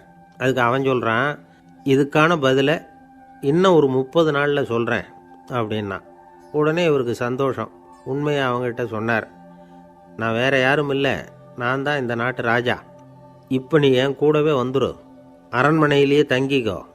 30 நாள் கழித்து எனக்கு பதில் சொல்லிவிட்டு அதுக்கப்புறமா நீ போகலாம் அப்படின்னு சொல்லி அழைச்சிட்டு வந்துட்டார். அரண்மனையில் ஒரு மூலையில் அவன் தங்கறதுக்கு இடம் கொடுத்தார். தினம் 2 வேளையும் இவனுக்கு சோறு போடுங்க அப்படின்னு உத்தரவு போட்டார். ராஜா கொடுத்த இடத்துல போய் உக்காந்துக்கிட்டான் அந்த பிச்சைக்காரன். தினமும் அந்த அரண்மனையில் நடக்கிறதையெல்லாம் கவனிச்சிக்கிட்டு வந்தான். வேளைக்கு சாப்பாடு வரும், சாப்பிட்டுக்கிட்டு இருக்கான். இப்படி 30 நாள் முடிஞ்சுது. ராஜா வந்தார். என்ன, என்னோட கேள்விக்கு பதில் என்னன்னு கண்டுபிடிச்சிட்டியான்னார். கண்டுபிடிச்சிட்டேன்னா. என்ன எல்லாரும் பிச்சைக்கார ராஜான்னு சொல்கிறாங்களே, அது நியாயமாக படுதா உனக்குன்னு கேட்டார். நியாயமாக தான் படுது, சந்தேகம் இல்லாமல் நீங்கள் பிச்சைக்கார ராஜா தான். என்ன தான் நீங்கள் வசதியோடவும் படைபலத்தோடவும் இருந்தால் கூட நீங்கள் எங்கள் வர்க்கத்தை சேர்ந்த ஆசாமி தான் அப்படின்னு அடித்து சொல்லிவிட்டான் அந்த ஆள். ஏனால் அப்படி சொல்கிறேன்னு கேட்டார் இவர். அரசே, ஒரு உண்மையை கண்டுபிடிச்சி சொல்கிறதா நான் உங்ககிட்ட சொன்னேன். நீங்கள் ராஜ பரம்பரைன்னா உடனே உங்கள் கழுத்தில் கிடக்கிற முத்து மாலையை கழட்டி பரிசாக கொடுத்துருப்பீங்க, பொன்னையும் மணியையும் கொடுத்துருப்பீங்க. ஆனால் நீங்கள் அப்படி செய்யலை. என்னை ஒரு மூலையில் உட்கார வச்சு 2 வேளை சோறு போட சொன்னீங்க. உங்களை தேடி யார் வந்தாலும், யார் வந்து பாராட்டி பேசினாலும் அல்லது பிரச்சனைகளை சொன்னாலும் நீங்கள் செய்கிற ஒரே காரியம் சோறு போடுறது தான். பிச்சைக்காரனுக்கு சோறு மட்டும்தான் உலகம். உங்கள் விஷயத்திலையும் நீங்கள் அப்படி தான் நினைக்கிறதாக தெரியுது. நல்லா கவனிங்க. எந்த ஒரு பிரச்சனைக்கும் சோறு தான் முடிவுன்னு நினைக்கிறீங்க பாருங்கள். நீங்கள் சந்தேகமில்லாத எங்களை சேர்ந்த ஆள் தான் அப்படின்னு விட்டான் அந்த பிச்சைக்காரன். அதுக்கப்புறம் தான் அந்த ராஜா தன்னுடைய தவறுகளையெல்லாம் தேர்த்திக்கிட்டாராம். பசின்னு வர்றவங்களுக்கு சோறு தான் போடணும், அது தப்பு இல்லை. பாராட்ட வர்றவங்களுக்கெல்லாம் சோத்தையே போட்டு அனுப்புனா இப்படி தான் பேர் வரும். எனக்கு தெரிஞ்ச ஒருத்தர் தினமும் யாராவது ஒருத்தரை தன் வீட்டுக்கு அழைச்சிட்டு போவார், சாப்பாடு போட்டு அனுப்புவார். முன்னறிவிப்பு இல்லாமல் திடீர்னு ஒரு விருந்தாளியோட வீட்டில் போய் இவர் நிற்கிறது வழக்கம். அந்த அம்மாவும் இவருக்காக தயார் பண்ணி வச்சுருந்ததை இவர் அழைச்சிட்டு வந்திருக்கிற விருந்தாளிக்கு போட்டுருவாங்க. விருந்தாளி சாப்பிட்டுட்டு போனதுக்கப்புறம் இவர் மனைவிகிட்ட உனக்கு சிரமம் வேணாம் அப்படின்னு சொல்லிவிட்டு பக்கத்தில் உள்ள ஒரு ஹோட்டலுக்கு போய் காசு கொடுத்து சாப்பிட்டுட்டு வந்துடுவார். பல நாள் இப்படி நடக்கும். ஒரு நாள் அவரை தனியாக கூப்பிட்டுக்கிட்டு போய் ஏன் இப்படி பண்ணுறீங்கன்னு கேட்டோம். அதுக்கு அவர் சொல்கிறாரு, எங்கள் வீட்டு சாப்பாட்டிலேருந்து தப்பிக்கிறதுக்கு எனக்கு வேறு வழி எதுவும் தெரியல சார், அதனால தான் இப்படி பண்ணிகிட்ருக்கிறேன் அப்படின்னார் ரொம்ப பரிதாபமாக. ஒருத்தன் எப்படி நடந்துக்கிறாங்கிறத வச்சு தான் அந்த ஆள் எப்படிங்கிறத நாம் முடிவு பண்ணுறோம். ஆளுமைன்னு சொல்கிறோம்ல, அதுக்கு சூழ்நிலைகளை ஆளுகின்ற தன்மை அப்படின்னு விளக்கம் கொடுக்குறார் ஒரு உளவியல் நிபுணர். சரி, ஒரு மனிதனுடைய ஆளுமையை உருவாக்குகிற விஷயங்கள் என்னென்ன? பிறப்பு, வளர்க்கப்பட்ட விதம், படிப்பு, நண்பர்கள், சமுதாயம், இப்படி நிறைய உண்டு. ஆளுமையின் அடிப்படையில் சில மனநோய்கள் உண்டாகுது. அதெல்லாம் என்னென்னங்கிறத தெரிஞ்சு வச்சுக்கிட்டோம்னா நம்ம கூட இருக்கிறவங்கள அடையாளம் கண்டுபிடிக்கிறதுக்கு அது ரொம்ப உபயோகமாக இருக்கும். ஃப்ரெனாய்டு ஆளுமை அப்படின்னு ஒன்று. இந்த கோளாறு உள்ளவங்க எப்படி இருப்பாங்க தெரியுமா? அதிக உணர்ச்சி, சந்தேகம், பொறாமை இதெல்லாம் அதிகமாக இருக்கும். வளைஞ்சு கொடுக்க மாட்டாங்க. அடுத்தவங்களோட இணக்கமான உறவு இருக்காது. அவங்க செய்கிற தப்புக்கெல்லாம் அடுத்தவங்களை குறை சொல்லிகிட்டு இருப்பாங்க. இது ஒரு ரகம். அடுத்தது ஸ்கிசாய்டு ஆளுமை அப்படின்னு சொல்கிறாங்க. இந்த கோளாறு உள்ளவங்க அடுத்தவங்களோட பழக கூச்சப்படுவாங்க. சின்ன வயசுலேயே இது ஆரம்பமாயிடுது. பகல் கனவுலேயே சஞ்சரிப்பாங்க. அவங்களுடைய விரோதம், கோபம் இதை கூட வெளியில் காட்டிக்க முடியாமல் இருப்பாங்க. இவங்களுக்கு அகமுகம், பிரச்சனைகள்லேருந்து ஒதுங்கி எதுலேயும் ஈடுபாடு இல்லாதவங்களாக இருப்பாங்க. இப்படி ஒரு ரகம். அடுத்தது சைக்ளோதமிக் ஆளுமை அப்படின்னு சொல்கிறாங்க. அது என்னென்னா, உணர்ச்சிகளில் ஏற்றத்தாழ்வு அதிகமாக இருக்குமா. சில சமயம் பார்த்தா மகிழ்ச்சியாக இருப்பாங்க, சில சமயம் சோகமாக உட்காந்துருப்பாங்க. அவங்க மனநிலைக்கு தகுந்த மாதிரி சமூக நிகழ்ச்சிகளில் பங்கெடுத்துக்குவாங்க. இன்னொரு வகை என்னென்னா எண்ணப்பீடிகை ஆளுமை அப்படின்னு பேர் வச்சுருக்கிறாங்க. அதுக்கு இவங்களுக்கெல்லாம் கரெக்டாக இருக்கணும், எல்லாம் சட்டத்திட்டம், எதுலேயும் ஒரு ஒழுங்குமுறை, இப்படி எதிர்பார்க்குற மனோபாவம். இவங்க எதிர்பார்ப்புக்கும் வரன்முறைக்கும் மற்றவங்க கட்டுப்படணும்னு நினைப்பாங்க. இந்த நிலைமை நீடித்தா என்ன ஆகும் தெரியுமா? அலைக்கழிக்கிற எண்ணங்கள் திரும்ப திரும்ப ஒரே செயலை செய்ய தூண்டுற மனத்தளர்ச்சிக்கு ஆளாயிடுறாங்க. அடுத்தது ஹிஸ்டீரியா ஆளுமை. சின்ன விஷயத்தையெல்லாம் பெருசுப்படுத்தி நாடகமாக்குற நடிகர்கள் இவங்க. உணர்ச்சி அதிகம் உள்ளவங்க. இவங்க மன எழுச்சியில் பக்குவமின்மை, குழந்தைத்தனம், முதிர்ச்சியின்மை எல்லாம் இருக்கும். தன்னலம் மிக்க குணம். பிறர் தன்னை மட்டுமே கவனிக்கணும்னு நினச்சி செயல்படுறது, இதெல்லாம் இவங்க அடையாளம். அடுத்த ரகம் எப்படின்னா வளர்ச்சியற்ற ஆளுமைன்னு சொல்கிறாங்க. அடுத்தவங்களோட இணங்கி போக முடியாதவங்க. அறிவு, மன எழுச்சி, சமூக உறவு இதில் எல்லாம் போதுமான வளர்ச்சியையும் நிறைவையும் பெற முடியாதவங்க. இவங்களால வாழ்க்கையில் முன்னேற முடியாது. பிச்சைக்காரங்க, குற்றவாளிகள் இவங்ககிட்டெல்லாம் இது மாதிரியான ஆளுமை அதிகமாக இருக்குமா. அடுத்தது என்னென்னா சோர்வுடைய ஆளுமை. எதுலேயும் உற்சாகம் இல்லாமல் சோர்ந்து போயிருப்பாங்க. அதுக்கெல்லாம் நமக்கு வலிமை இல்லைப்பா அப்படின்னு சொல்லிகிட்டு இருப்பாங்க. சின்ன விஷயங்களுக்கெல்லாம் அதிர்ச்சி அடையிறது. வாழ்வின் சுவையை அனுபவிக்க முடியாதவங்க. இன்னொரு ரகம் இது கொதித்தெழும் ஆளுமைங்கிறாங்க. எதுக்கு எடுத்தாலும் ஆத்திரம், குரோதம், வன் செயல் இதிலெல்லாம் ஈடுபாடு இப்படி உள்ளவங்க. நத்தை வகை ஆளுமை அப்படின்னு ஒன்று. அடுத்தவங்க மேலே விரோதம் இருக்கும், அடிக்கணுங்கிற எண்ணம் இருக்கும். ஆனால் அதை அப்படியே வெளியில் காட்டாமல் அதே சமயம் அமைதியான முறையில் வெறுப்பை வெளிக்காட்டுற ரகம். இவங்கெல்லாம் பேசாமல் கம்முன்னு இருந்துக்கிட்டே நினச்சதை நிறைவேற்றிக்கிடுவாங்க. முன்ஜாக்கிரதை ஆளுமை அப்படின்னு ஒரு ரகமாக. பாதுகாப்பின்மை, சந்தேகம், முழுமையின்மை, அறவேக்காட்டுத்தனம் இந்த மனப்போக்கு அதிகமாக இருக்கிறதுனால அகம்பாவம், புடிவாதம், எச்சரிக்கை எல்லாம் அளவுக்கு மீறி இருக்கும். இதுவரைக்கும் நாம் பேசிக்கிட்டு இருந்த ஆளுமை பண்புகள் அளவுக்கு அதிகமாக போயிட்டுதுன்னா ஆளுமை கோளாறுகள் ஏற்படும். அதன் அடிப்படையில் மனவியாதிகள் வருமா. அதனால் இணக்கமான, எல்லாரும் விரும்புகிற இயல்பான ஆளுமையை பெறுவதற்கு நாம் முயற்சி செய்யணும் அப்படிங்கிறது மனோதத்துவ நிபுணர்களுடைய ஆலோசனை. ஒருத்தர் ஒரு மனோதத்துவ டாக்டரை தேடிட்டு வந்தாராம். டாக்டர், எனக்கு மனசில் ஏதோ வியாதி, ஆளுமை கோளாறு, அதாவது எனக்கு சீக்கிரமாக செத்து போனால் தேவையில்லைன்னு தோணுது அப்படின்னாராம். உடனே அந்த டாக்டர், சரி அப்படின்னா இங்கே இருங்க, நான் வைத்தியம் பார்க்குறேன் அப்படின்னாராம். ஆஃபீஸை முடிஞ்சு வீட்டுக்கு போகிற சமயத்தில் ஒருத்தர் கடைக்கு போய் ஸ்வீட் வாங்கினார். சரி, வீட்டுக்கு பிள்ளைங்களுக்கு தான் வாங்கிட்டு போகிறார் அப்படின்னு மற்றவங்க நினச்சாங்க. அவர் அப்படி செய்யலை. அந்த இடத்துலையே பொட்டலத்தை பிரித்தார். திருட மாதிரி அப்படியே சுற்றி ஒரு தரம் பார்த்துக்கிட்டார். யாரும் தெரிஞ்சவங்க இல்லைங்கிறத முடிவு பண்ணிவிட்டு அவசரமாக அதை அப்படியே போட்டு முழுங்கிவிட்டு கையை தொடச்சிக்கிட்டு நல்ல புள்ள மாதிரி நடந்து போக ஆரம்பிச்சிட்டார். அவர் யாருன்னா, அவரோட பிரச்சனை எல்லாருக்கும் தெரியாது, சில பேருக்கு தான் தெரியும். அதாவது அவர் உடம்பில் சர்க்கரை இருக்குதுன்னு டாக்டர் சொல்லிவிட்டாராம். அதனால் வீட்டில் சர்க்கரையே இவர் கண்ணில் காட்டுறதில்ல. அதனால் இவர் யார் கண்ணிலையும் படாமல் இப்படிப்பட்ட வேலைகள்லாம் செய்கிறது வழக்கம். யாருக்கும் தெரியாமல் இப்படி ஸ்வீட்டை வாங்கி சாப்பிட்டுட்டு அவர் பாட்டுக்கு போயிடுறது. இப்படிப்பட்டவங்களுக்கெல்லாம் கொஞ்சம் ஆறுதலான தகவல் இன்றைக்கி. அது என்னென்னா, நாம் சாப்பிட்ற சர்க்கரைக்கும் நம்ம உடம்பில் உள்ள சில கோளாறுகளுக்கும் அப்படி என்ன தான் சம்மந்தம் இருக்குது. இதை பற்றி சமீபத்தில் சில ஆராய்ச்சிகள்லாம் நடந்திருக்குது. ஏன்னா சர்க்கரைன்னாவே விஷம் மாதிரி அதை பார்க்குறவங்களும் சில பேர் உண்டு. சின்ன பிள்ளைங்களுக்கு வயத்தில் பூச்சி உண்டாகிறதுலேருந்து பெரியவங்களுக்கு நீரிழிவு வர்ற வரைக்கும் எல்லாத்துக்கும் சர்க்கரை தான் காரணம்னு சொல்லிகிட்டு இருக்கிறோம். ஆனால் அந்த அளவுக்கு பயப்பட வேண்டிய அவசியம் இல்லை அப்படின்னு சொல்கிறாங்க.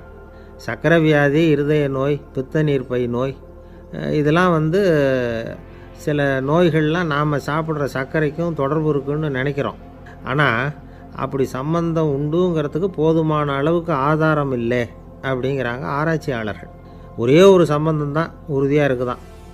அதுவும் இந்த பல் சிதைவு அப்படின்னு இருக்கு இல்லையா, அந்த சர்க்கரை சாப்பிட்றதுக்கும் இந்த பல் சிதைவுக்கும் சம்பந்தம் இருக்குது அப்படிங்கிறத மட்டும் உறுதியாக சொல்கிறாங்க. சர்க்கரைன்னா நாம் சாப்பிட்ற ஜீனி மட்டும் இல்லை, பழம், காய்கறி, பால், தேன் இப்படி எல்லாத்துலேயும் அது இருக்குது. கேரட்டு கொடுக்குற சத்தில் 88% சர்க்கரை, ஆப்பிள் கொடுக்குற சக்தியில் 95% சர்க்கரை. இது ஜீனி சர்க்கரை, இது ஆப்பிள் சர்க்கரை அப்படிங்கிற வித்தியாசம்லாம் உடம்புக்கு கிடையாது. ரெண்டுமே உடனடியாக சக்தி கொடுக்குது. ஒரு ஸ்பூன் சர்க்கரையில் 16 கலோரி தான் சத்து இருக்குது. அதிகமாக சர்க்கரை சாப்பிட்டா நீரிழிவு வந்துருங்கிறது தப்பான ஒரு அபிப்பிராயம்.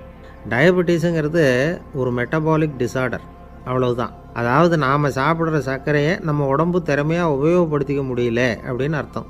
அதனால தான் அதிகமாக இனிப்பு வேணாம்னு சொல்கிறோம். ஏற்கனவே உடம்பால் முடியாத ஒன்றை மறுபடியும் அது தலையில் சுமத்தி அதிகமாக வேலை வாங்க வேணாமே அப்படிங்கிறதுக்காக தான்.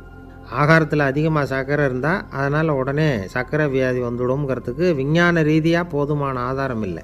அதனால் எப்போவாவது அதிகமாக ஸ்வீட்டு சாப்பிட்டுட்டா ஐயோ அதிகமாக சாப்பிட்டோமோ என்ன பண்ண போகுது தெரியலையே அப்படின்னு நினச்சி மனசை போட்டு குழப்பிக்க வேண்டியதில்லை. பொதுவாக எதுவுமே அதிகமாக வேண்டாம், எல்லாம் சீராக இருந்தால் போதும். நீரிழிவுங்கிறது புதுசாக வந்துட்ட ஒரு நோய் இல்லை, ரொம்ப காலமாகவே இருக்கிற ஒன்று தான். நம்ம முன்னோர்கள் இதை மதுமேகம் அப்படின்னு சொல்லுவாங்க. அதை கட்டுப்படுத்துறதுக்கு அவங்களே சில வழிமுறையை சொல்லி வச்சுருக்கிறாங்க. அது என்னென்னா வேறு ஒன்றும் இல்லை, இந்த பாவக்காய், முள்ளங்கி, அருகம்புல், அவ்வளவுதான். வெள்ளை முள்ளங்கி இருக்குல்ல, அதை வாரத்துக்கு 3 நாள் சாப்பிட்டுக்கிட்டு வாங்க. நூலுக்கோல் ரொம்ப நல்லது. இல்லைன்னா முள்ளங்கி சாறு 1 ounce சாப்பிட்டுட்டு வரலாம். ரத்தத்தில் சேர்கிற சர்க்கரை அளவை இதெல்லாம் கட்டுப்படுத்துது. சிறுநீரில் காணப்படுகிற சர்க்கரை அளவையும் சமநிலைப்படுத்துது. தினமும் ஆகாரத்தில் கோதுமை, கேழ்வரகு, வெந்தயம், கருவேப்பிலை, சோயாபீன்ஸ் எது கிடைக்குதோ சேர்த்துக்கலாம்.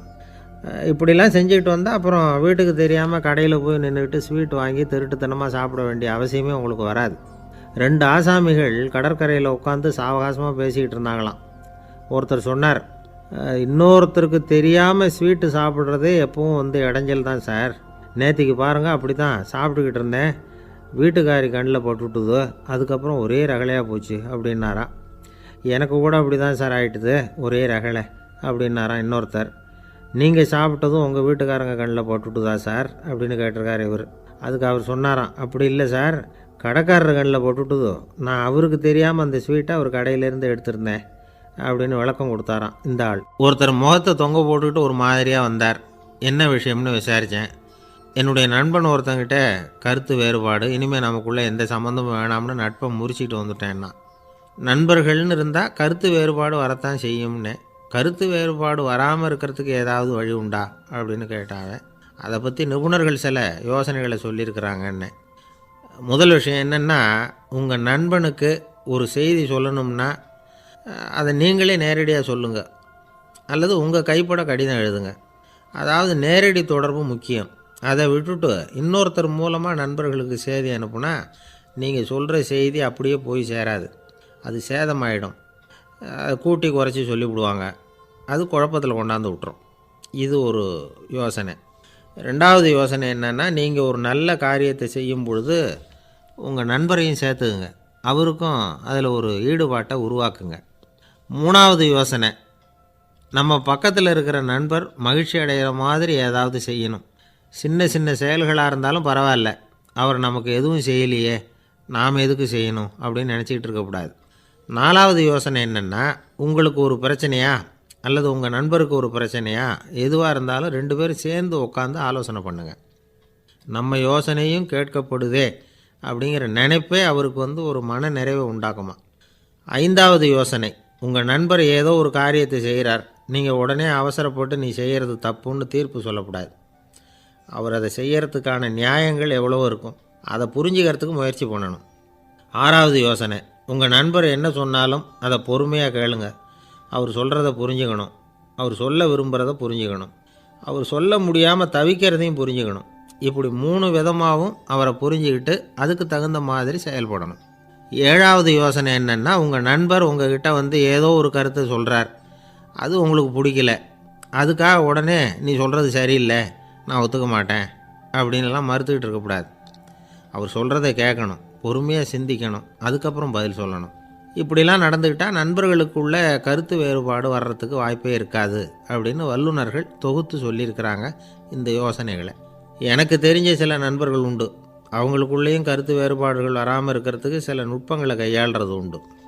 ஒருத்தர் சொன்னார், அந்த டாக்டர் சின்ன வயசுலேருந்து என் கூட பழகினவர், நாங்கள் 2 பேரும் இணை பிரியாத நண்பர்கள், இருந்தாலும் எனக்கு உடம்பு சரியில்லைன்னா நான் அவர்கிட்ட வைத்தியம் பார்த்துக்க மாட்டேன் அப்படின்னார் ஒருத்தர். ஏன் அப்படின்னு கேட்டேன். எங்கள் நட்பு கெட்டுப்போடக்கூடாது இல்லையா, அதனால தான் அப்படின்னார் இவர். ஒரு மனுஷனுக்கு 3 விதத்தில் கர்வம் உண்டாகிறதுக்கு வாய்ப்பு உண்டு. பணம், பதவி, புகழ். பணம் அதிகமாக வந்தால் கர்வம் வரலாம், பதவி பெருசாக வந்துட்டுதுன்னா கர்வம் வரலாம், புகழ் அதிகமாக போனாலும் கர்வம் வரலாம். இந்த 3 வகையான கர்வத்துக்கும் இடம் கொடுக்காமல் இருக்கிறாங்க பாருங்கள், அவங்க தான் சிறந்த மனிதர்கள். ஒரு பெரிய பொறுப்பில் இருக்கிறவங்களுக்கு கர்வம் வந்துடக்கூடாது. அப்படி வந்துட்டுதுன்னா அது எல்லாருக்கும் இடைஞ்சல். ஒரு ராஜா இருந்தார். அவர் ஒரு நாள் தன்னுடைய தலைநகரத்தை சுற்றி வந்துக்கிட்டு இருந்தார். ஒரு இடத்துல ஒரு அழகான நிலத்தை பார்த்தார். ஆஹா, இந்த இடத்துல நமக்குன்னு ஒரு மாளிகையை கட்டினா எவ்வளோ நல்லாயிருக்கும் அப்படின்னு நினச்சார். ராஜா நினச்சா அது முடியாத காரியமா? சரி, இந்த நிலம் யாருக்கு சொந்தம்னு விசாரிங்க அப்படின்னார் பக்கத்தில் இருந்தவங்கக்கிட்ட. அவங்கெல்லாம் ஓடி போய் விசாரித்தாங்க. அந்த இடம் ஒரு வயசான கிழவிக்கு சொந்தம், வயசான அம்மாவுக்கு சொந்தமாக. அந்த அம்மா தான் அதில் ஒரு குடிசையை போட்டு குடியிருந்துகிட்டு இருக்கிறாங்க. சரி, அந்த நிலத்துக்கு ஒரு விலையை நிர்ணயம் பண்ணி அதை அந்த வயசான அம்மாக்கிட்ட கொடுத்துருங்கோ அப்படின்னு உத்தரவு போட்டார் ராஜா. ஆனால் அந்த அம்மா, இது எங்கள் பூர்வீக இடம், இதை விற்க மாட்டேன் அப்படின்னு சொல்லிவிட்டுது. சரி, 2 பங்கு விலை கொடுக்குறோம்னு சொல்லி பாருங்க அப்படின்னாங்க. அப்படியே சொன்னாங்க அரண்மனை ஆட்கள். அதுக்கும் சம்மதிக்கலை அந்த அம்மா. இதை கேள்விப்பட்டதும் ராஜாவுக்கு கோபம் வந்துட்டுது. தன்னுடைய ஆளுங்களை கூப்பிட்டார். போய் அந்த குடிசையை பிரித்து எறிங்க, காசெல்லாம் ஒன்றும் கொடுக்காதீங்க அப்படின்னு கத்தினார். அவ்வளோதான். அடுத்த நிமிஷம் அரண்மனை ஆசாமிகள் போனாங்க, குடிசையை பிரித்து எரிஞ்சாங்க. அந்த வயசான அம்மா இருக்குது, அதுவும் அந்த இடத்த விட்டு துரத்தி விட்டாங்க. அந்த இடத்துல ஒரு அரச மாளிகையை கட்டி முடிச்சிட்டாங்க. அந்த வயசான அம்மா பாவம், ராஜாவே இப்படி பண்ணால் யார்கிட்ட போய் முறையிட முடியும்? ஒரு ஞானி இருந்தார், அவர்கிட்ட போய் சொன்னாங்க. அவர் இவங்க சொன்னதை கேட்டு மனசில் வச்சுக்கிட்டார். ஒரு நாள் அந்த ராஜாவே இந்த ஞானியை கூப்பிட்டார். புதுசாக ஒரு மாளிகை கட்டியிருக்கிறேன், வந்து பாருங்கன்னு. சரின்னு சொல்லி இந்த பெரியவர் ஒரு நாள் அந்த மாளிகைக்கு போனார். சும்மா போகல, ஒரு கழுதையையும் ஓட்டிகிட்டு போனார். கொஞ்சம் சாக்குகள், வெத்து சாக்கு, அதையும் எடுத்து கழுதை முதுகில் போட்டு கழுதையை ஓட்டிகிட்டு போகிறார். ராஜா பார்த்தார். அவருக்கு இது ஆச்சரியமாக இருந்தது. என்ன இது, மாளிகைக்கு வந்துட்டு போங்கன்னு கூப்பிட்டா கழுதை சாக்கு இதெல்லாம் கூப்பிட்டு வராரே, ஒன்றும் புரியலையேன்னு நினச்சார். எதுக்காக இதெல்லாம்னு கேட்டார். அரசருடைய தோட்டத்திலேருந்து கொஞ்சம் மண் எடுத்துகிட்டு போகிறதுக்கு ஆசைப்படுறேன், அதுக்கு நீங்கள் அனுமதி கொடுக்கணும் அப்படின்னாரு இவர். இது என்ன வேடிக்கையான கோரிக்கையாக இருக்குது அப்படின்னு நினச்சார் ராஜா. இருந்தாலும் மண் தானே கேட்குறாரு, எடுத்துகிட்டு போட்டுமே அப்படின்னு நினச்சார். சரின்னு அனுமதி கொடுத்தார். அந்த பெரியவர் தோட்டத்துக்கு போனார், மண்ணை வெட்டினார், சாக்கில் போட்டு நிரப்புனார். ராஜாவை கொஞ்சம் கிட்ட வாங்கன்னு கூப்பிட்டார். இந்த மண் மூட்டையை தூக்கி கழுதையோட முதுகில் வைக்கணும், கொஞ்சம் உதவி பண்ணுங்கன்னார். ஓ, பண்ணுறேனே அப்படின்னு சொல்லி ராஜா கிட்ட போனார். மூட்டையை தூக்கி பார்க்குறாரு, முடியல, திணறி போயிட்டார். இப்போ அந்த ஞானி பேசினாராம். அரசே, இந்த ஒரு சாக்கு மண்ணையே உங்களால் தூக்க முடியல, அந்த கிழவிகிட்ட இருந்து அந்த அக்கிரமமாக அபகரித்த இந்த தோட்டம் பூராவையும் சுமக்கணும்னு ஆசைப்படுறீங்களே, அது உங்களால் முடியுமா அப்படின்னு கேட்டாராம். ராஜா யோசனை பண்ண ஆரம்பித்தார். தன்னுடைய செயலுக்காக வருத்தப்பட்டாராம். அந்த வயசான அம்மாவை உடனடியாக வரவழைச்சார். தாயே, தப்பு பண்ணிட்டேன், என்னை மன்னிச்சுக்குங்க, இன்னையிலேருந்து இந்த மாளிகையும் தோட்டமும் உங்களுக்கு தான் சொந்தம் அப்படின்னு சொல்லிவிட்டாராம். போகிறப்ப இந்த உலகத்திலேருந்து எண்ணத்தை எடுத்துகிட்டு போக போகிறோம், அதனால் ரொம்பவும் அலட்டிக்க வேண்டியதில்லை, கர்வப்பட வேண்டியதில்லை அப்படிங்கிறது ஒரு பெரிய உபதேசம். ஒரு பெரிய மனுஷன் சாக கிடந்தார், ரொம்பவும் அழுதார். ஏன் அழறீங்க அப்படின்னு கேட்டாங்க சுற்றி இருந்தவங்க. நான் சாகிறதுக்காக கவலைப்படலை, நான் நம்ம ஜனங்களுக்காக எவ்வளவோ காரியம்லாம் செஞ்சுக்கிட்டு வந்தேன். நான் செஞ்சுக்கிட்டு வந்த சேவையை இனிமேல் யார் செய்ய போகிறாங்க, அது யாரால் முடியும், அதை நினச்சி தான் அழறேன் அப்படின்னாராம். ஒருத்தர் முன்னாடி வந்தார். அதுக்காக நீங்கள் கவலைப்படாதீங்க, உங்கள் சேவையை தொடர்ந்து செய்கிறதுக்கு என்ன மாதிரி இளைஞர் பட்டாலும் தயாராக இருக்குது, இருந்தாலும் எங்கள் கவலை என்னென்னா அப்படின்னு இழுத்தார். என்ன சொல்லுங்கன்னு கேட்டார் அவர். நீங்கள் இது வரைக்கும் என்ன சேவை செஞ்சுக்கிட்டு வந்தீங்க, அதுதான் எங்களுக்கு இன்னமும் புரியாத புதிராக இருக்குது அப்படின்னாராம் அவர். இந்த காலத்து புள்ள ஒருத்தன் தன்னோட அப்பாவை பார்த்து சொன்னான், அப்பா, நான் உனக்கு உதவி செய்யலாம்னு நினைக்கிறேன், என்ன உதவி செய்யணும்னு சொல்லு அப்படின்னா. நீ சும்மா இருந்தால் அதுவே எனக்கு செய்கிற பெரிய உதவிடா அப்படின்னார் அப்பா.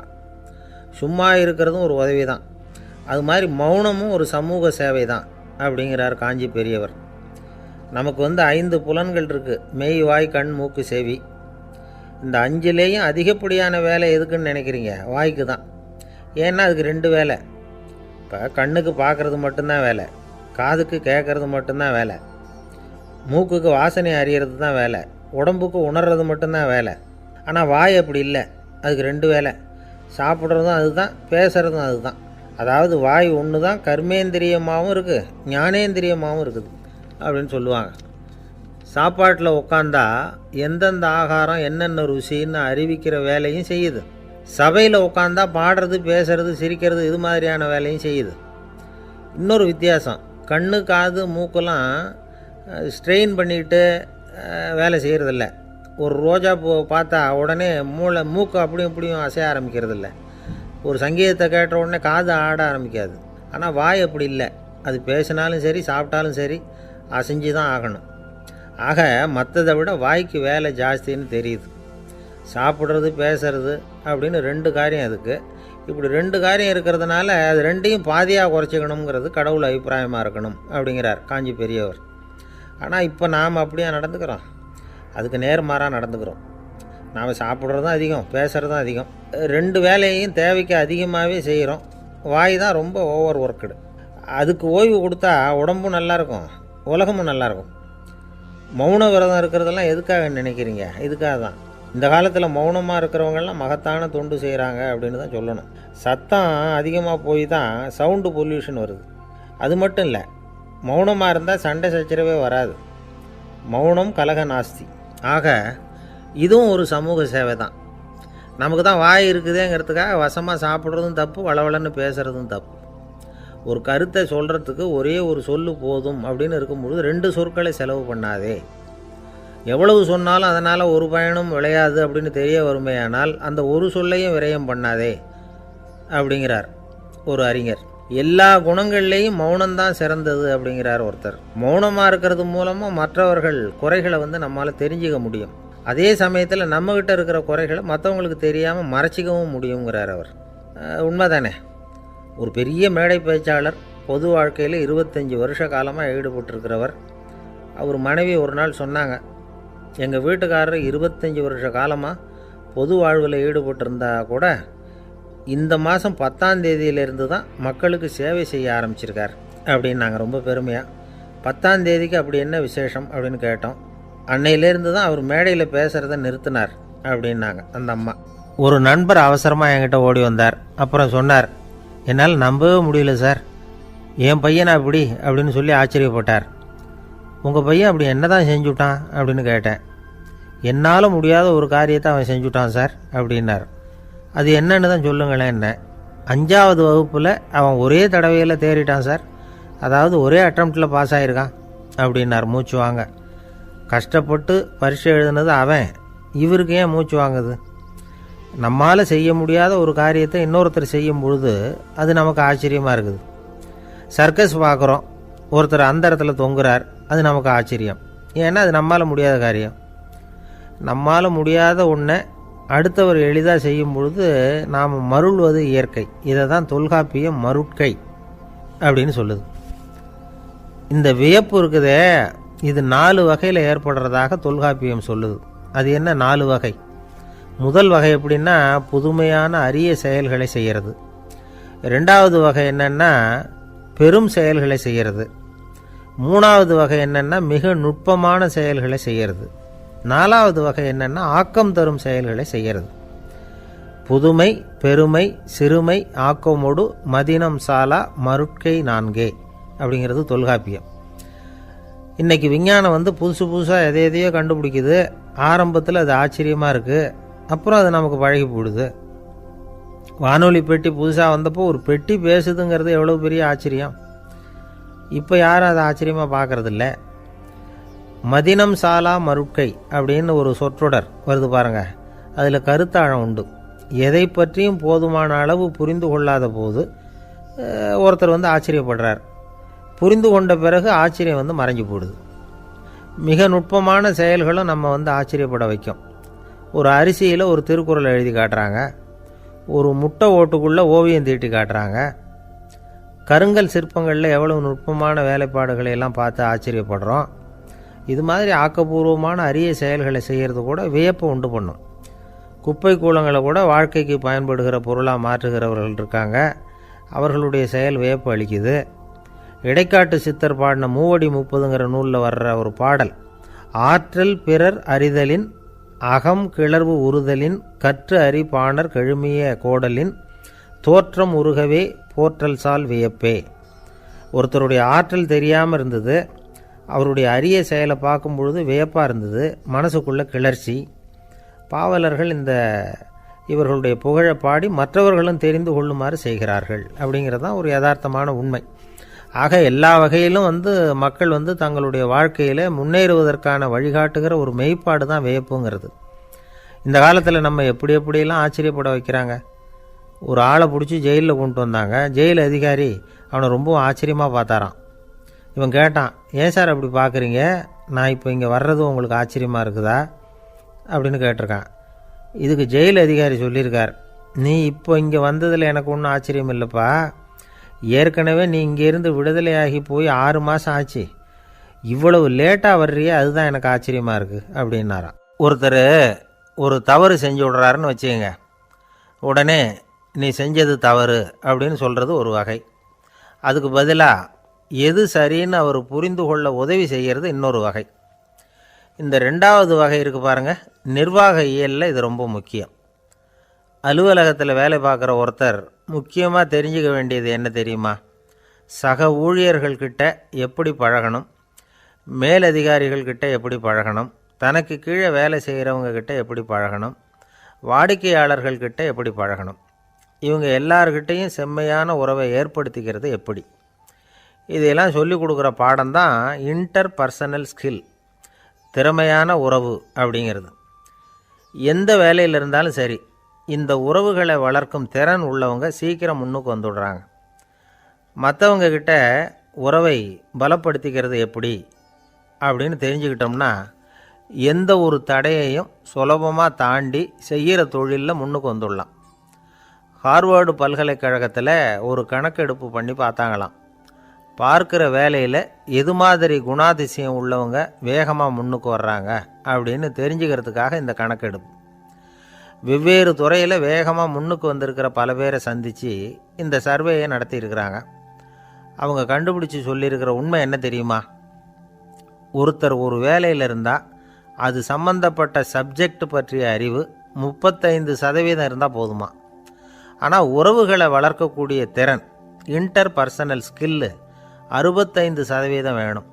இப்படி உள்ளவங்க சீக்கிரம் முன்னுக்கு வந்துடுறாங்களாம். அதனால் ஒருத்தருக்கு வேலை சரியாக புரியலைன்னா கூட விவரமாக மற்றவங்கக்கிட்ட பழகிறது எப்படின்னு புரிஞ்சால் போதும், அவர் முன்னுக்கு வந்துடலாம். அலுவலகங்களில் மட்டும் இல்லை, எல்லா இடங்கள்லேயும் இது ரொம்ப முக்கியம். வீட்டுக்குள்ளேயும் இது ரொம்ப முக்கியம், வீட்டுக்கு வெளியேயும் இது முக்கியம். அடுத்தவங்கக்கிட்ட பழகிறது எப்படிங்கிறத தெரிஞ்சிக்காதவன் வாழ்க்கையில் முன்னேற முடியாது. இன்றைக்கி ஆயுதங்களால் காயப்படுத்தி கொள்ளுகிறவர்களை விட வார்த்தைகளால் காயப்படுத்தி கொள்ளுகிறவர்கள் தான் அதிகம். பெரியவங்க என்ன சொல்கிறாங்க தெரியுமா? நீங்கள் இந்த பூமியில் பிறந்ததன் அர்த்தம் பூர்த்தி ஆகணும்னா அடுத்தவங்களுக்கு உதவி பண்ணுங்க.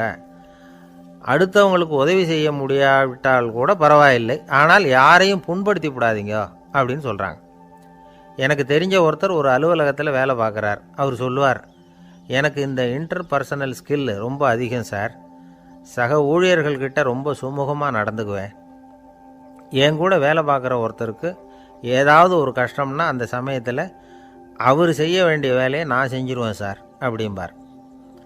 நான் அவர்கிட்ட சமீபத்தில் அப்படி ஏதாவது செஞ்சுருக்கீங்களா அப்படின்னு கேட்டேன். செஞ்சுருக்கேன் சார். போன வாரம் புதன்கிழமை ஆஃபீஸில் என் பக்கத்து சீட்டுக்காரருக்கு வயிற்று வலி, உடனே நான் மெடிக்கல் லீவ் போட்டுவிட்டு எங்கள் வீட்டுக்கு போயிட்டேன் சார் அப்படின்னார். ஒரு அம்மா தெருவில் உட்காந்து என்னத்தையோ தேடிட்டு இருக்கிறாங்க. அந்த அம்மா ஒரு சூஃபி ஞானி. அவங்க பேர் என்னென்னா ரபியா அல் அடாவியா. அந்த அம்மாவுக்கு கண் கூட தெளிவாக தெரியாது. அந்த பக்கமாக வந்த சில பேர் இவங்களுக்கு உதவி செய்கிறதுக்காக வந்தாங்க. என்ன தேடிட்டு இருக்கிறீங்க அப்படின்னு கேட்டாங்க. இதுக்கு அந்த அம்மா, அந்த கேள்வி அவ்வளோ முக்கியத்துவம் இல்லை, நான் தேடிட்டு இருக்கிறேன், உங்களால் முடிஞ்சால் எனக்கு உதவி பண்ணலாம் அப்படின்னாங்களாம். உதவி செய்ய வந்தவங்களுக்கு ஆச்சரியம். எதை தேடுறோங்கிறது தெரியாமல் இப்படி ஏன் நேரத்தை செலவழிக்கிறீங்க, நாங்கள் எப்படி உங்களுக்கு உதவ முடியும், எங்களுக்கு ஒன்றும் புரியலையே அப்படின்ட்டுருக்காங்க. சரி, உங்களை திருப்தி பண்ணுறதுக்காக சொல்கிறேன், ஒரு குண்டூசி தொலைஞ்சி போச்சு, அதை தேடுறேன் அப்படின்னாங்களாம் அந்த அம்மா. அதுக்கப்புறம் இவங்களும் சேர்ந்து தேட ஆரம்பிச்சிட்டாங்க. கொஞ்ச நேரம் ஆச்சு, ஒன்றும் கிடைக்கல. உதவி செய்ய வந்தவங்களும் அழுத்து போட்டாங்க. அப்புறம் கேட்டாங்க, பாருங்கம்மா, இது ரொம்பவும் பெரிய தெரு, அகலமான தெரு, அதனால் குறிப்பாக நீங்கள் எந்த இடத்துல அந்த குண்டூசியை தொலைச்சிங்க அதை சொல்ல முடியுமான்னாங்களாம். இதுக்கு அந்த அம்மா, நீங்கள் மறுபடியும் அர்த்தமில்லாத கேள்வியை கேட்குறீங்க, உங்கள் கேள்விக்கும் நான் தேடுறதுக்கும் என்ன சம்மந்தம்னாங்களாம். இதை கேட்டதும் அவங்க ஒரு மாதிரி ஆயிட்டாங்க. என்னம்மா நீங்கள் பைத்தியம் மாதிரி பேசுகிறீங்க அப்படின்னாங்களாம். சரி, உங்களை மறுபடியும் திருப்திப்படுத்துறதுக்காக சொல்கிறேன். அதை நான் எங்கள் வீட்டில் தொலைச்சுட்டேன் அப்படின்னாங்களாம். அப்புறம் எதுக்காக இங்கே தேடிட்டு இருக்கிறீங்க அப்படின்னு கேட்டிருக்காங்க.